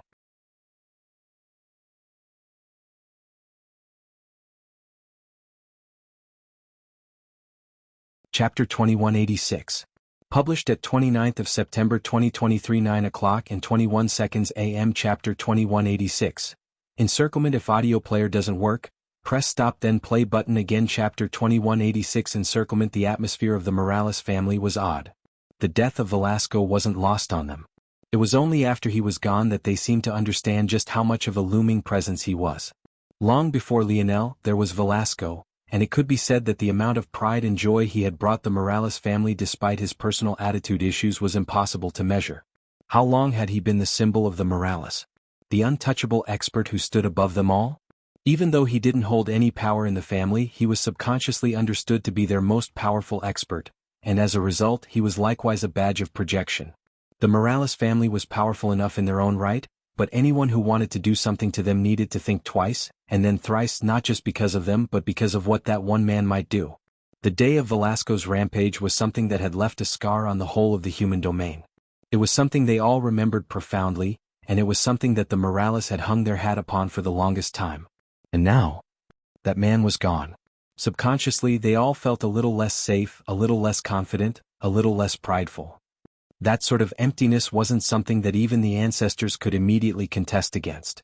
Despite their best efforts, the somber atmosphere was heavy, mixing into the once happy and jovial atmosphere and creating an odd mixture.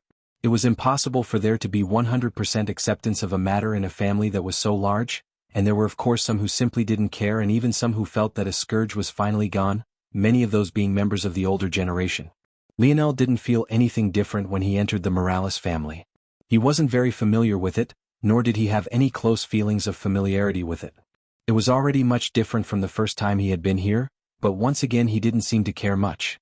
Rather than reporting to the central region of the Morales family territory, Lionel had other plans, and that was of course to finally allow little Tali to evolve. In order to pick the perfect evolution path for the little one, he needed a force eruption.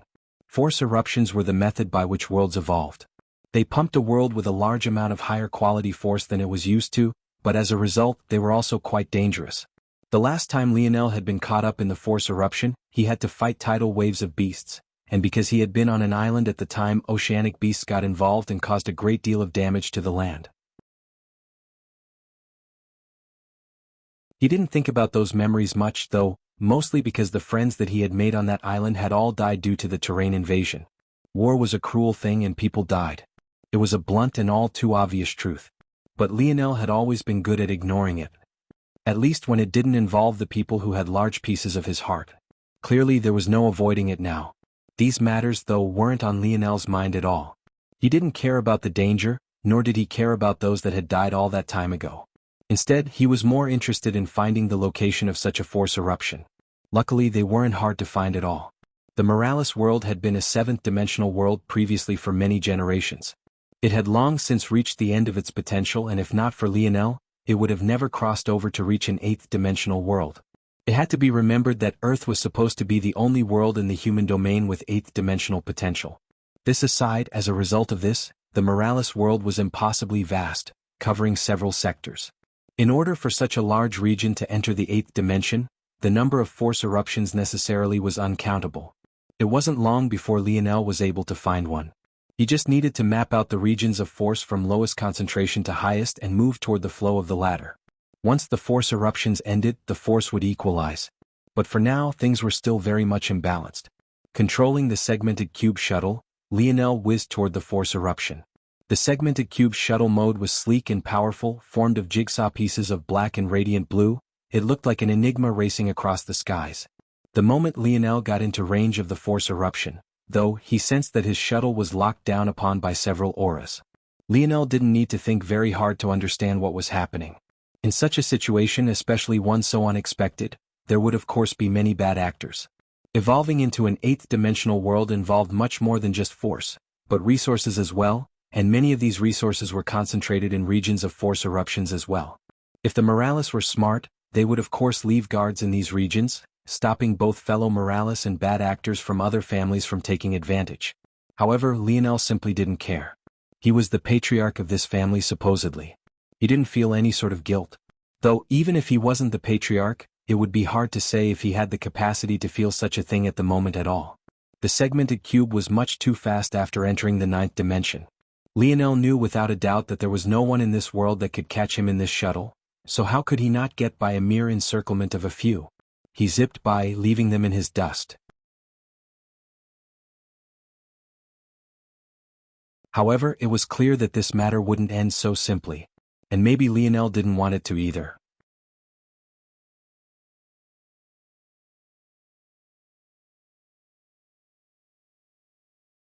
Chapter 2187.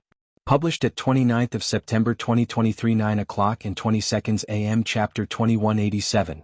Who cared? If audio player doesn't work, press stop then play button again. Chapter 2187. Who cared? Lionel landed, the raging force eruption spewing like a geyser before him. Go, he said lightly. Little Tali rushed forward greedily. Lionel had never forgotten the innate instinct of little Tali, and that was of course to consume and then to consume some more. If the little one's food intake wasn't regulated, it was quite easy for it to go on a complete rampage. So, when he saw how excited little Tali was, he wasn't surprised at all. It seemed that the little metal spirit was happy that it could finally release. Lionel didn't say or do much.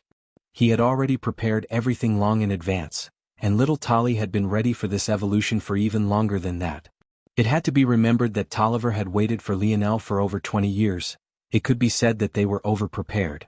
Better than that, the Morales seemed to have set up some sort of barrier to stop outsiders from interfering with this region, or maybe more importantly than that, beast. As such, all he really had to do was stand here, but that sort of leisure could only last for so long. Soon enough, the auras that he had sensed previously quickly closed in. But in a comical scene, the three that had appeared were stuck out of the barrier that the Morales had erected. All three had thought that Lionel would be stuck outside as well, but who would have thought that he would be just fine?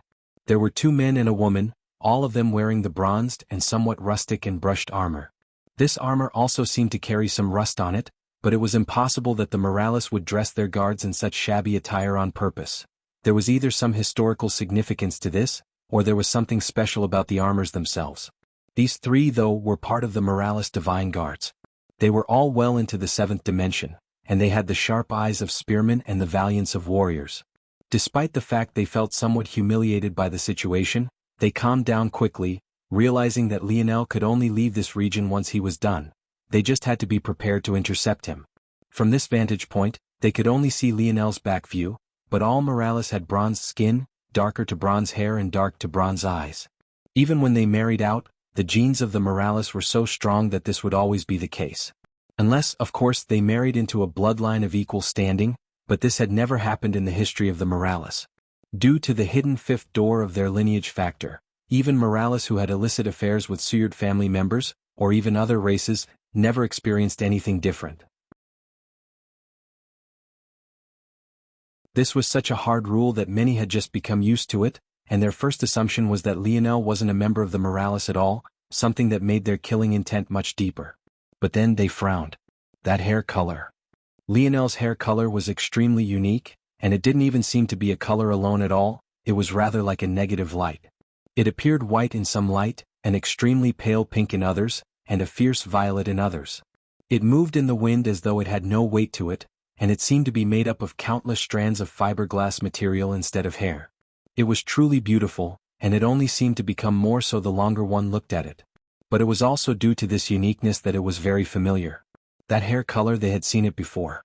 Their patriarch, Lionel Morales, that man's son, didn't he have the same hair? The three looked toward one another, not knowing what to do immediately. There were some odd rumors circulating about their patriarch, but it was hard to verify them because it hadn't come right from the mouths of the ancestors. But, for them as divine guards to learn of this information, especially considering the kind of circles they kept, it was more likely than not that there was some truth to it. The first rumor was that their patriarch had been called back by the ancestors over a month ago, but he still hadn't appeared. That was all the rumor said, but if it was true, the weight behind it wasn't small in the slightest. Lionel was ultimately still a junior, and the greatest power of the Morales was in the hands of the Council of Ancestors. Plus, Lionel had yet to have his coronation ceremony, so technically, Adderworth's father was still the patriarch to this point. The second rumor, though, made the first even worse. And that was that Lionel was like his father. The only difference was that he didn't mind using others to reach his goals.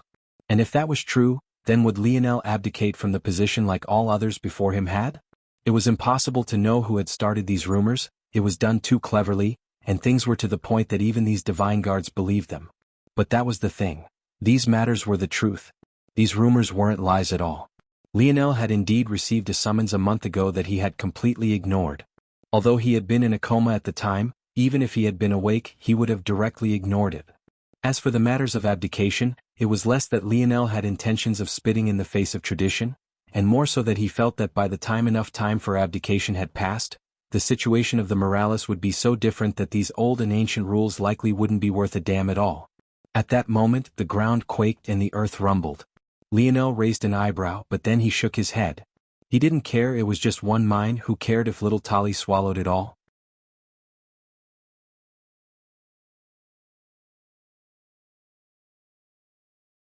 Chapter 2188.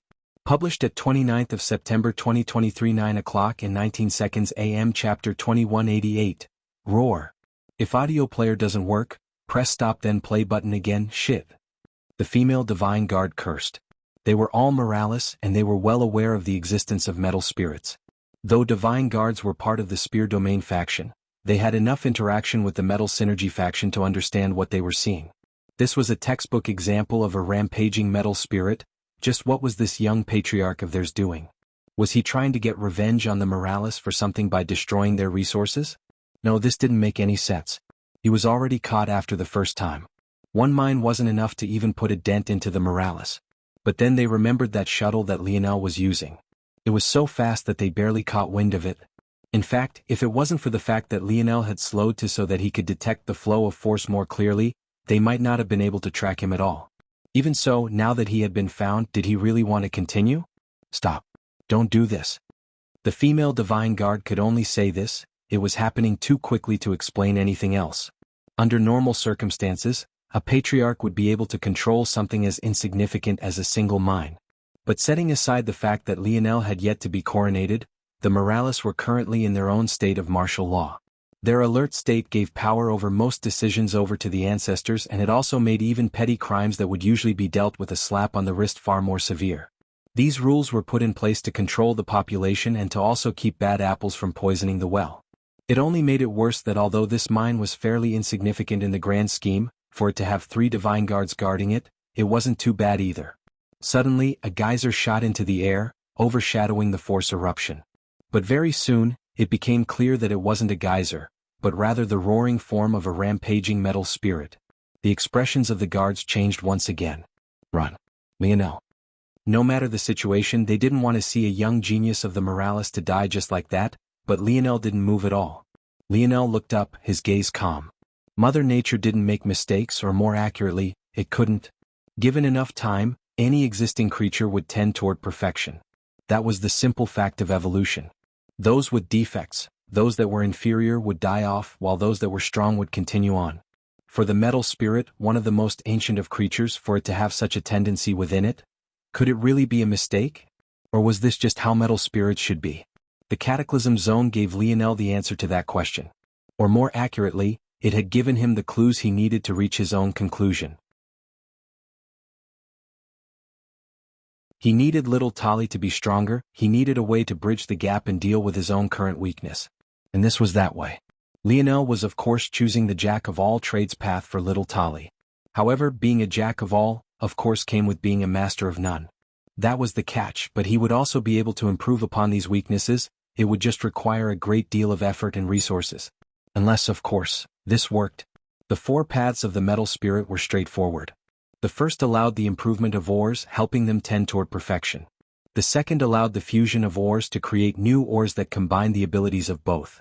The third allowed them to swallow universal force, supplementing their crafter and helping their stamina while also increasing the chance of success.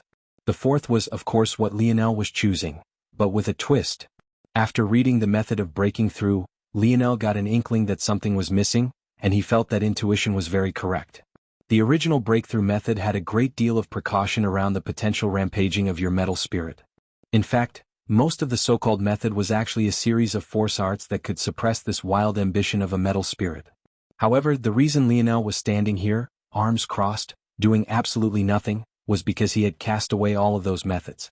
The only things he had prepared were what he needed to force little Tali onto the fourth path. And now it was time to see if he was correct or not. Maybe if he was in another state of mind he might feel nervous, maybe feeling a bit of fear or maybe a bit of hope. But the current him looked forward quite coldly, watching as little Tali got so big that the once little guy could be seen across the entire hemisphere. The divine guards had already retreated a great deal, feeling like they understood Lionel all the more. They felt that this was his plan all along. If he allowed his metal spirit to rampage, then it would only be a matter of time to swallow up everything. Soon there would be no one but the ancestors that could stop it. A metal spirit that had swallowed up such a large amount of condensed 8th dimensional force, but swallowing up an entire 8th dimensional mind on top of that, wasn't a level of existence that they could deal with confidently alone. The commotion grew so large that the planet began to rock back and forth. Without a choice, the divine guards hurried to report this matter to the ancestors. They had had some thoughts of maybe turning a blind eye so that this situation wouldn't become too complicated and they wouldn't get caught in a whirlwind of what seemed to be an internal conflict, but now they simply had no choice.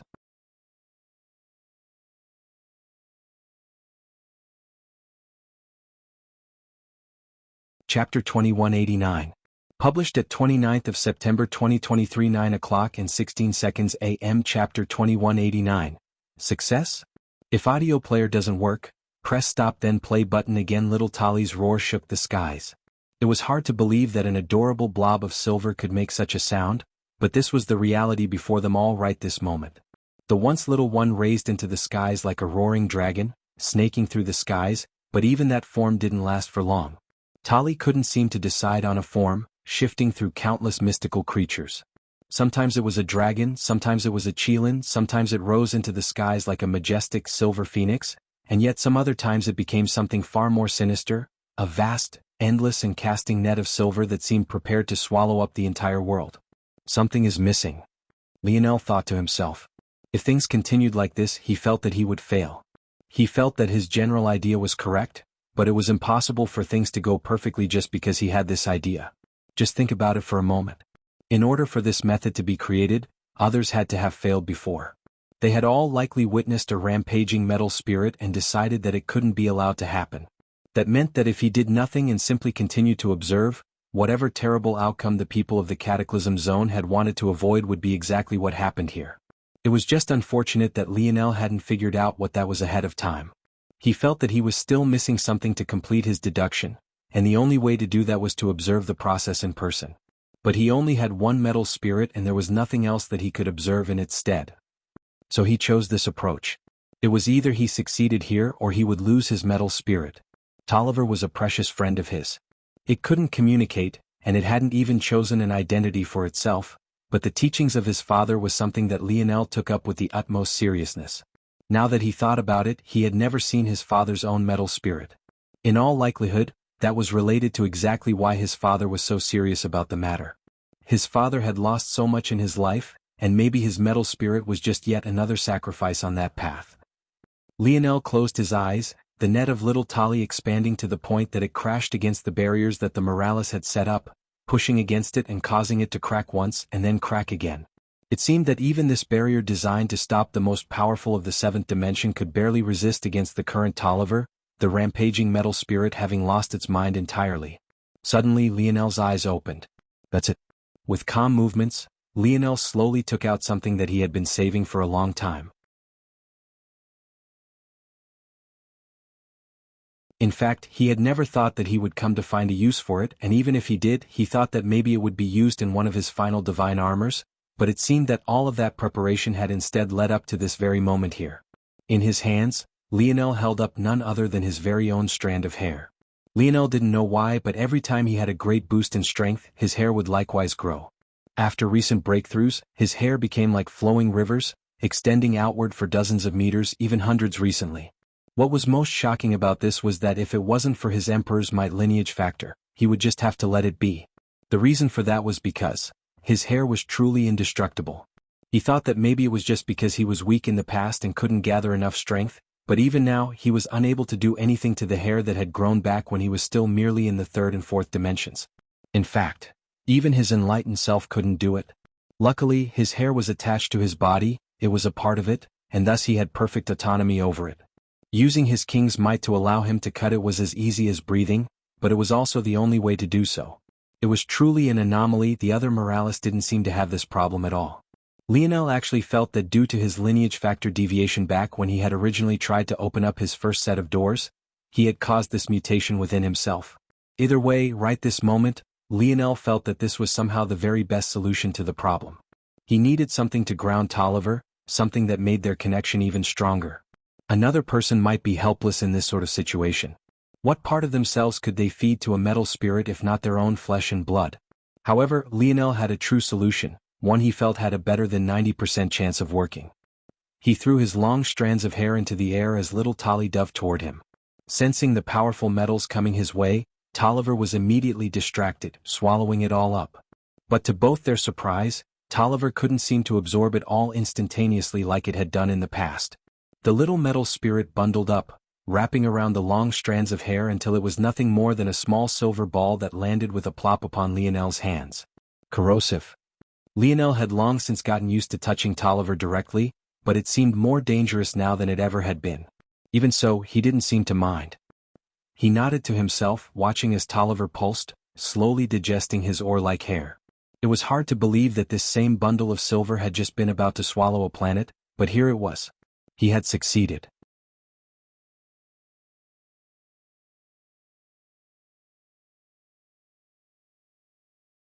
Chapter 2190? Published at 29th of September 2023 9:15 a.m. Chapter 2190? How many? If audio player doesn't work, press stop then play button again. The rumbling earth and the collapsing skies came to a pause. The divine guards, who had escaped into the distance, thinking that everything for this planet had come to an end, were stunned into silence. They truly hadn't expected that things would actually end like this, and so, simply at that, they had heard tales of rampaging metal spirits. Although it hadn't happened in a very long time, there was a special alert placed on divine guards like them to watch out for them this time. That was why they were so quick to report things. During a force eruption dense region like this one, the metal spirits that were native to their world could very easily go out of control. Luckily this hadn't happened yet, or rather not until now, but that was beside the point. What they were more keen on was the fact that things shouldn't have ended so easily. A metal spirit was a force of nature. The more it observed, the more powerful it became, and in the end, the worst of them could even stand toe-to-toe with monstrous existences like the Void Beast. Of course, that was only in the most extreme of cases, and unlike the Void Beast, such metal spirits would usually not have their minds intact when they reached such a state. But it was a huge worry nonetheless. Often, it took the efforts of an entire seasoned army at the cost of many, to reel in this sort of enemy. So how had Lionel done it all on his own? At that moment, several auras that both matched their own and even surpassed them rushed in from the distance. In the lead there was an ancestor Issa, but this wasn't too surprising to them. Most of the ancestors were still focused on elucidating the secrets of their new lineage factor to worry about other things. So, currently only Ancestor Issa and Ancestor Alvaro were heading the charge and leading the family currently. However, when they approached, ready for battle to deal with the metal spirit, having responded quite quickly at that, they found nothing? Ancestor Issa frowned. Her time as an ancestor was very precious. She couldn't just move around as she pleased. If it wasn't because the fluctuation of force in the air was a bit odd, she would have already turned around and left the punishment to the forces beneath her. However, since something seemed off, she turned to the female Divine Guard. Divine Guard Elilen, what is the meaning of this? This. Seeing the flustered appearances of not just Elilen, but all three of them, Issa's gaze narrowed. What was happening here? In the end, Elilen could only just describe the happenings to the best of her ability. A force eruption? Littlest Nova? Metal spirit. Issa mumbled, looking down. But, why was it that there was no force eruption here? And mine, there was no mine either. There was Lionel, she noticed, looking down toward the earth below, but he didn't seem to have acknowledged their appearance at all, remaining entirely focused on little Tolly who was in his hands. In fact, after several moments, he put little Tali away and caused the segmented cube shuttle to appear before him with a wave of the hand. It really seemed like he would just leave like that. Ancestor Issa frowned and she waved a hand, clearly having plans to seal Lionel in place. But the moment her force moved, a rippling barrier of the segmented cube seemed to have deflected it, as though it stood in a world of its own that Issa couldn't interfere with. Lionel finally looked over, a sharp coldness in his eyes that made Issa's pupils constrict. She saw Lionel as nothing more than a child, but at the moment he was anything but. It even felt that he had the ability to kill her if he truly wanted to, an illusion that she couldn't shake no matter how many times she tried to reset her mind. Her frown deepened, but she soon relaxed. What kind of nonsense was all of this, exactly? They had summoned a child of the Morales back, and yet he had ignored him. Then a month later he shows up and rather than appearing with an explanation and an apology, the first thing he does is plunder their resources? What kind of joke was that? Arrest him, Ancestor Issa said lightly. The other divine guards had heard the story clearly enough. They made a move to apprehend Lionel immediately, some more hesitant than others, but none daring enough to show so physically. In the face of an ancestor, Lionel's prestige wasn't nearly enough, and that was doubly so since he had yet to be coronated and his father had died. However, they had only moved a small measure when a golden laser suddenly whizzed by. The heat seared their faces, their bodies going taut before they could even fight against the instinct. Issa was the most frozen. An entire half of her long hair had been sliced off at the ear, her earlobe bleeding just the faintest bit before the wound quickly corroded under heat. Lionel took a step into the segment cube and almost vanished from view. But before the hatch closed, he looked up. If the Morales family wants to take the patriarch position away from me, feel free to do so. Just know that it'll then treat you like every other family in the human domain. Don't test my patience. I'm not a child that you can order around as you please. How many ancestors have you killed in your lifetime, Ancestor Issa? Lionel asked coldly. Issa, still in a state of shock, seemed to have been frozen cold all over again. No answer? Lionel spoke lightly as he looked away, the hatch slowly closing. Well, I've personally killed over 50, a sight I'm sure you personally witnessed. That number seems to be more than the amount the Morales have in total. Click. The hatch closed and the shuttle shot off into the distance, closing in the central city of the Morales.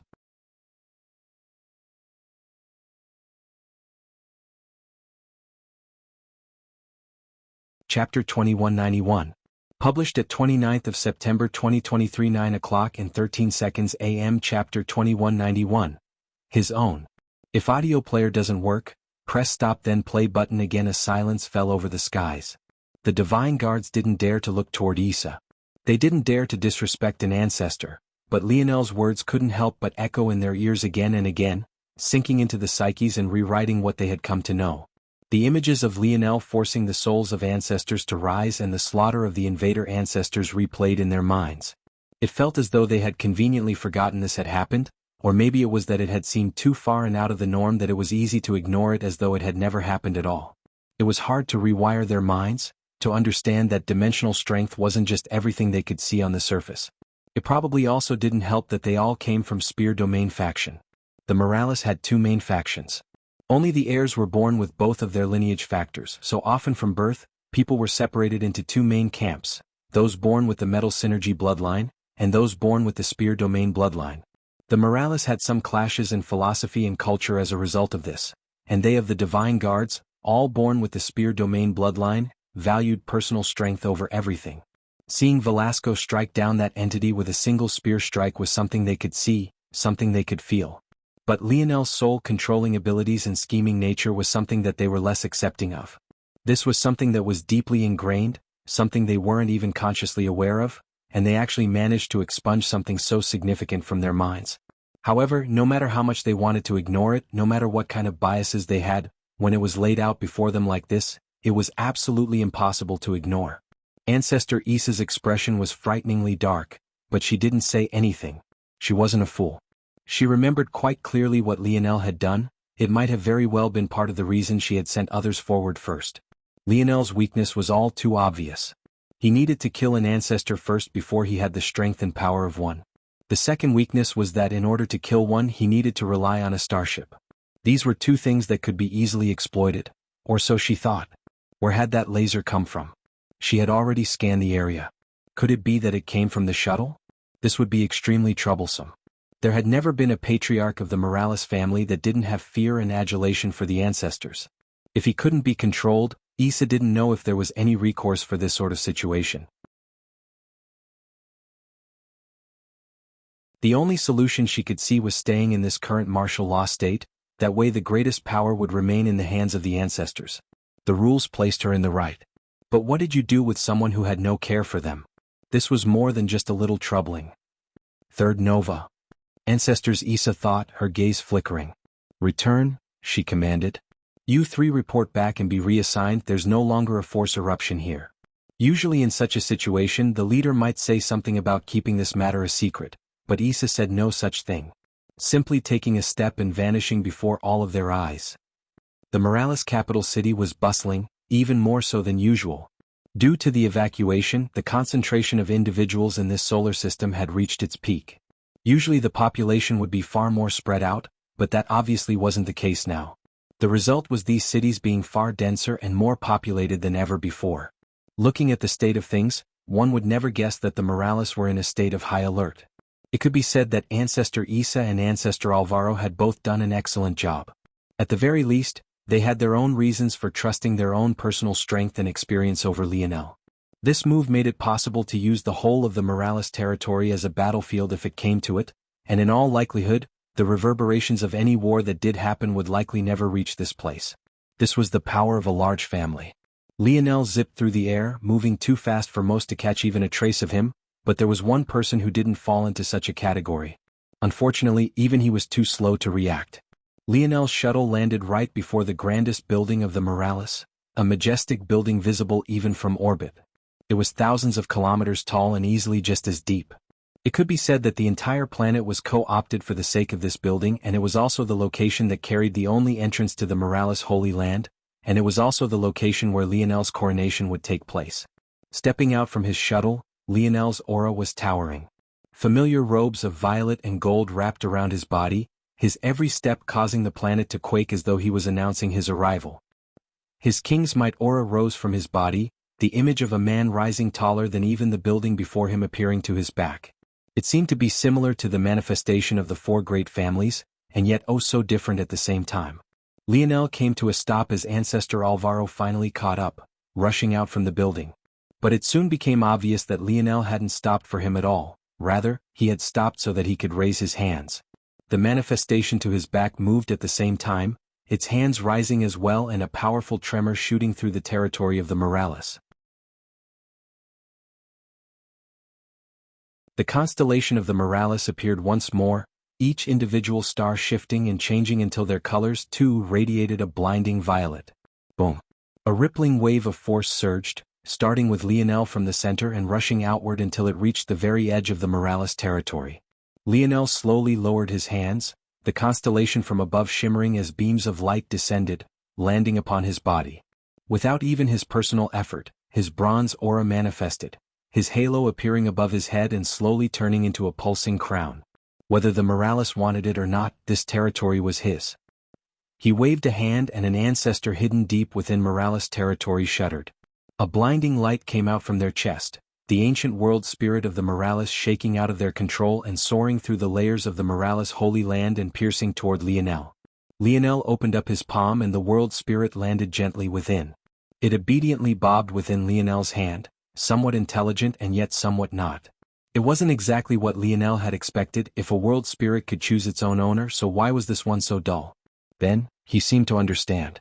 The stars above descended to form his crown, shone even fiercer when the world spirit appeared, pouring into its body and increasing its strength by leaps and bounds. A coronation? He could hold his own. Urdiel's note, my emperor.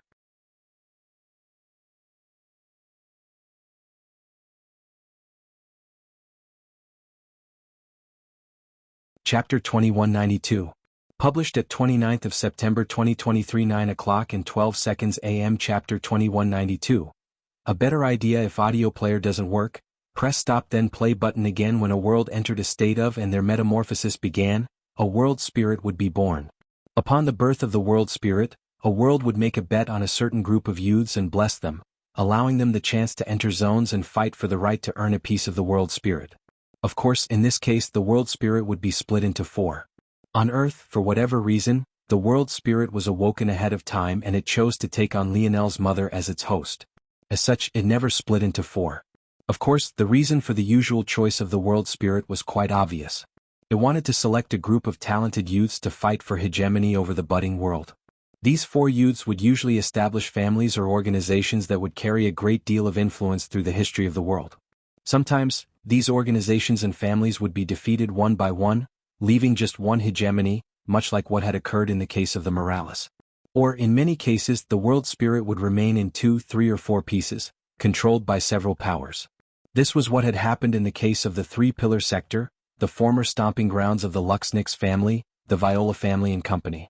Most of the most powerful families and organizations had managed to successfully fuse their world spirits into one, giving them a great deal of staying power and giving themselves a great advantage while battling within their own territory.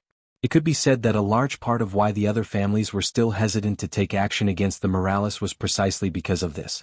At the same time, though, it could be said that there also had to be a reason they still dared to do so despite this obvious disadvantage, and Lionel believed that he had found this reason. Just why was this world spirit so weak and haggard? And was it because it was so weak that other families still felt that they had a chance? Lionel could think of a few theories. The first was that the world spirit was just old. It seemed to be a living, breathing existence, so it was possible that the Morales world had existed for so long that it simply couldn't be in its prime any longer. Lionel didn't know how he felt about this thought. That would mean that even these worlds had their limits and it was only a matter of time before it came crumbling down. That said, the good news was that this didn't seem to be the case, or else it wouldn't have been so easy for Lionel to reverse its weakening. Or, at the very least, it couldn't be the only explanation.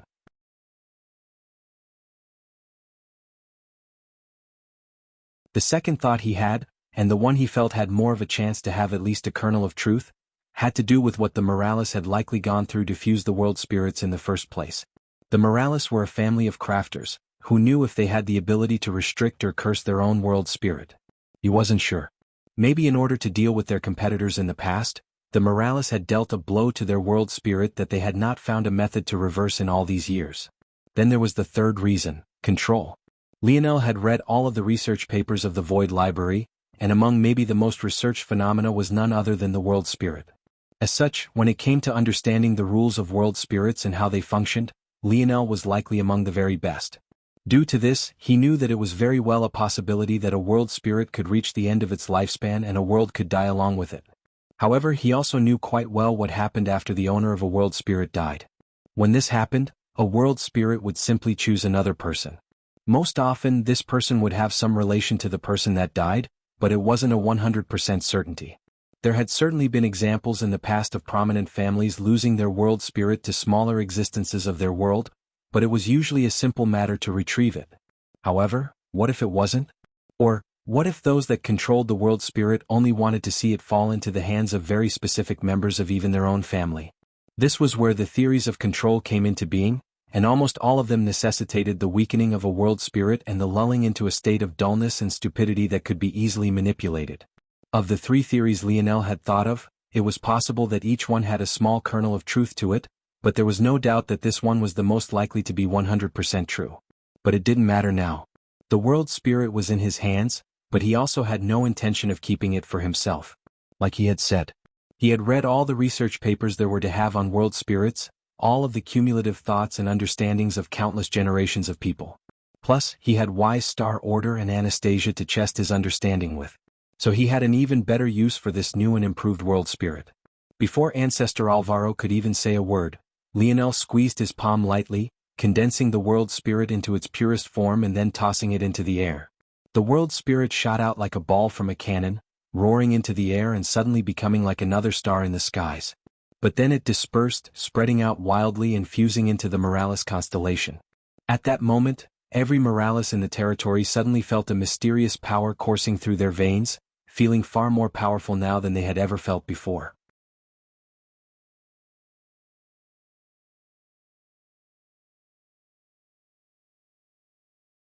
Chapter 2193. Published at 29th of September 2023, 8:59 and 54 seconds AM. Chapter 2193. Patriarch. If audio player doesn't work, press stop then play button again. Lionel lowered his hand, his gaze indifferent and unmoved. He already expected much of this to happen and none of it surprised him. However, this sort of commotion was the kind that could easily catch the attention of an entire family. Even while so focused on understanding all of the secrets of their new lineage factor, the Morales ancestors couldn't help but be alerted by this matter, and even the deepest reaches of them, existences that hadn't appeared in the light of day in centuries, came forward. Obviously, this was caused by one very important reason. The world spirit had vanished. Ancestor Alvaro landed not far from Lionel, his brows knitted into a tight frown. He had witnessed everything with his own eyes and the shock within him wasn't small in the slightest. He didn't quite know how to react. Should he be angry? Impressed? Should he reprimand Lionel and try to punish him? Or should he pretend as though he hadn't seen anything?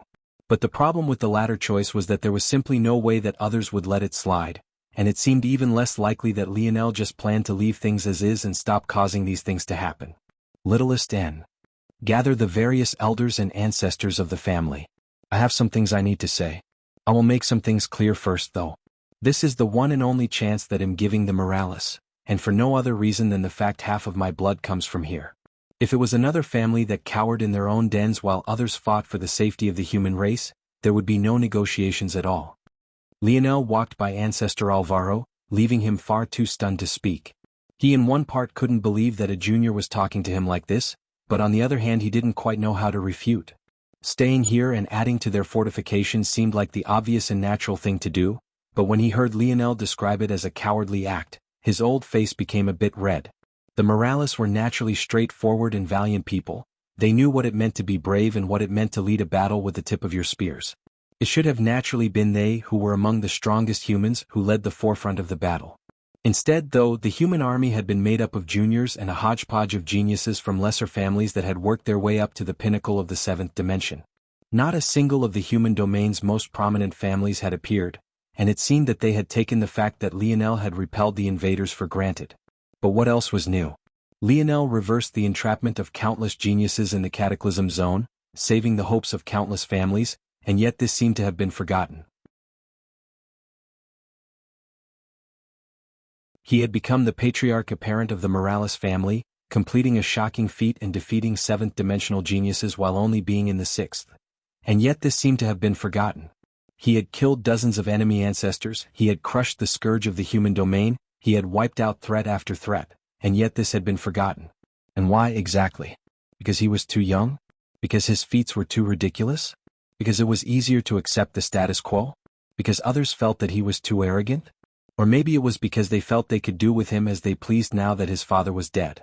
Amusing. Lionel walked into the grandest room in Morales territory. It was embroidered in gold, brass and bronze, the workmanship of the Morales on full display as ancient depictions of battles long past were etched into the very walls that seemed forged of dozens of meters thick bricks of metal. Every step he took was resonating, and Ancestor Alvaro's action seemed completely unnecessary. One after another, the pinnacle existences of the Morales appeared. Whether it was those of the Spear Domain faction or those of the Metal Synergy faction, they arrived in full force, originally believing that their family was in danger, and only now understanding that littlest Nova had appeared. Without a hint of ceremony, Lionel reached the throne and sat upon it. The floors rumbled and the planet shook, a surge of kings might taking hold of the Morales land. At that moment, even without making a single move, the Morales ancestors seemed to feel that none of them stood a chance against the current Lionel. Sit. Lionel commanded coldly. The elders and ancestors subconsciously moved. Many of them were able to resist and continued to stand, hidden in the shadows or in plain sight, but the majority could not, following along one after another until the hall was completely filled. In a daze, they didn't even realize what had happened until they had already sat down. And now, most were far too embarrassed to even stand once again in a fit of rage, feeling that it was better if they pretended that this was their intention all along. At that moment, Ancestor Issa caught up, her expression twisted. What had happened? How had things ended up like this? She had faintly heard Lionel's earlier words and she couldn't quite believe it. Many of the ancestors were more than a little unsatisfied, feeling as though a junior was trying to step on their heads, but the current Lionel's presence was too suffocating, almost like he could snuff out their lives with a single word. Littlest Nova, what is the meaning of this? A certain ancestor one row spoke, his distaste clear in his voice. That throne can only be sat upon by the current patriarch, you've yet to be coronated. In addition, when all ancestors are present, The level of the throne must be brought down in order to show respect to those that came before you.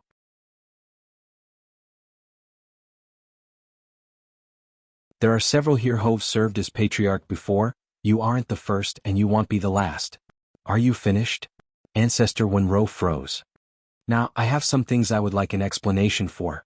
The family made a decision to hole up and retreat from the battlefield without my consent. What? Silence fell. No one knew how to answer this question because they felt it was too ridiculous.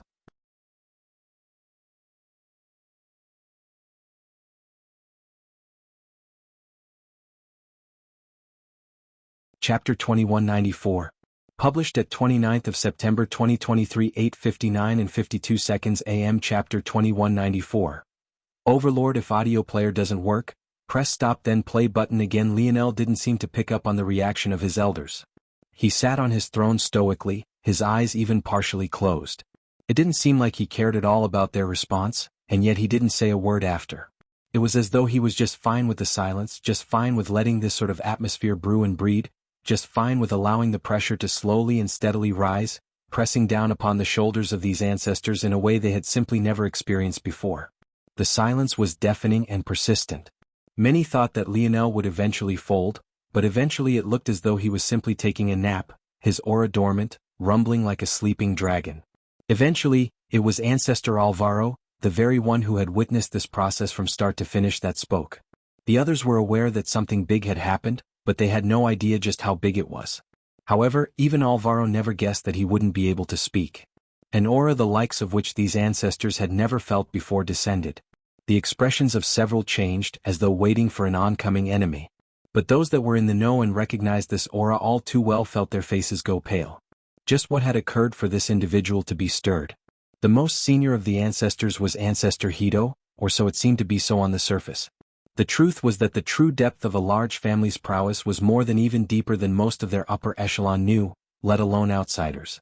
There were two separations of such existences within the Morales. The first were the Deathsworn. These were individuals born and bred their entire lives to give up their very breath for the sake of the family. Often, even to their former family members, they had died long ago. It wasn't until the day they were needed that they would step forward, but most often they would die of old age, never able to take up their role they were meant to. After all, for such a large family like the Morales, how many could threaten them enough that such a trump card would need to be used? For many powerful families, the so-called Deathsworn were mostly made up of savants that were taken and raised from birth. Such was the fate of savants in the dimensional verse, a sad fate for many. Normally, though, these Deathsworn savants would be used in ways much more cleverly than Anya had used hers. Anya used her savants as though they were her personal attacks, throwing them out like tamed beasts. But a family like the Morales would only use them in key areas and they'd be highly protected. For example, as the core of a large-scale force art. The second were the overlords, the truest and deepest reaches of the family and existences that stood beyond the ancestors. These were existences that, while still in the eighth dimension, had abilities that approached the very limits and sometimes even surpassed it. These were old men and women so ancient that many thought that they had already died of old age, but due to the use of special methods, they were able to extend their lives. Special methods like the use of a world spirit. It seemed that Lionel's deductions were both correct and incorrect. It was true that the world spirit was weakened due to the actions of the Morales, but the purpose wasn't just control, it was to extend the lives of these overlords of theirs. It took far too long to practice to the extremities of the eighth dimension, and by the time that happened, many would be at the end of their lifespans. Only the most powerful of families could circumvent the tides of times, and it could be said that one of the reasons world spirits didn't play a prominent role on the largest stages was precisely because they were the most useful in this role. As for why the Void Library didn't talk about this sort of thing, it was obvious. Why would these large families allow such a thing to be casually shared? Lionel realized all of this the moment he sensed the aura of death around the man who descended. His face was filled with a countless number of wrinkles, so much so that his eyes were barely visible. His eyebrows were overgrown and a densely packed gray, while his hair was sparse and his skin filled with aged spots. When he descended and touched down, the ancestors who knew who he was kneeled down immediately. They didn't have the slightest bit of arrogance and loftiness on their faces any longer. This was the same even for Ancestor Isa and Alvaro, both of them bowing their heads low. The more regular elders of the Morales, many of whom were getting on in age and were stuck at the pinnacle of the seventh dimension, didn't understand what was going on at all. However, they knew that if an ancestor was kneeling, they had no right to stand on their feet. As such, they immediately followed suit without the slightest hesitation. The old man continued to walk forward as though he hadn't seen anything. It seemed, though, that every movement he made only caused the aura of death to thicken. He stopped before the throne, seemingly unsurprised that Lionel hadn't kneeled. Like father, like son. The world spirit of the Morales, return it. The old man's words startled everyone but Alvaro, who had seen what happened. But even more so than that, his voice shook their hearts. It felt like walking on a gravel road, but in their ears instead. Their eardrums themselves felt uncomfortable, like they had been aged to the same level as this man in an instant. Lionel didn't respond. It was as though he hadn't heard the old man speak at all. He, the patriarch, had asked a question and yet no one had answered it, but now they wanted him to answer to other things? He didn't have the patience for it. The atmosphere grew dense and the old man chuckled. Indeed, just like the father. It was odd for him to be laughing in such a situation, seemingly moment away from death, but here he was, having the time of his life. He didn't seem to be laughing out of rage at all, but rather out of true amusement. He hadn't seen the world in a long time, but he had actually run into such a scene the moment he did. What was that question, he asked. Indeed, the old man looked toward Ancestor Alvaro. You and Issa should be in charge. Explain. Lionel's eyes suddenly opened, but he could only now see the back view of the old man. He had already looked away, completely focused on Alvaro. This. Alvaro, who was still kneeling, was taken aback. The family entered a state of ancestor rule. All decisions were made by us. In addition, little Nova wasn't yet the patriarch, it is still technically First Nova's father. There is no protocol or need to communicate with him at that moment. Logical. The old man nodded and looked toward Lionel, but it seems like there's more to the story, no? As far as I'm aware, when the family enters a state of ancestor rule, every member should be informed of the current situation and understand that the patriarch has been stripped of their power. Is littlest Nova not a member of the Morales? Alvaro froze.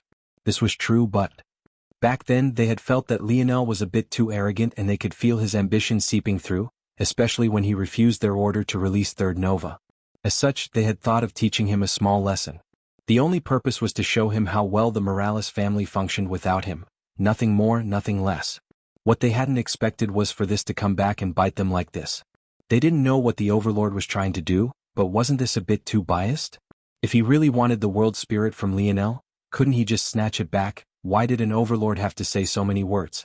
At the same time, though, the old man looked toward Lionel. It seems that this little one has far too much ambition. What is it that you want to do with my Morales family, exactly? Lionel looked into the old man's eyes, the scent of death permeating the air as the Overlord seemed to wilt right before their eyes. After a long while, Lionel waved a hand and a strong surge of force appeared before flooding into the old man's body. He, who had just been on the brink of death, while he wasn't suddenly young, looked as though he could live several more years with ease. The Overlord's pupils constricted, but he remained silent, seemingly still waiting for Lionel's answer. In the end, Lionel answered simply. The Morales family will go as far as I take it. You're tuning in to the Han Lee's Wuxia Chronicles YouTube channel. We're so grateful for your support and don't forget to subscribe to join us on this incredible journey through captivating stories. Your generosity through donations truly makes a world of difference, as it's the primary source of revenue that allows me to expand and enhance this channel for you. Thank you from the bottom of my heart for being a part of this adventure.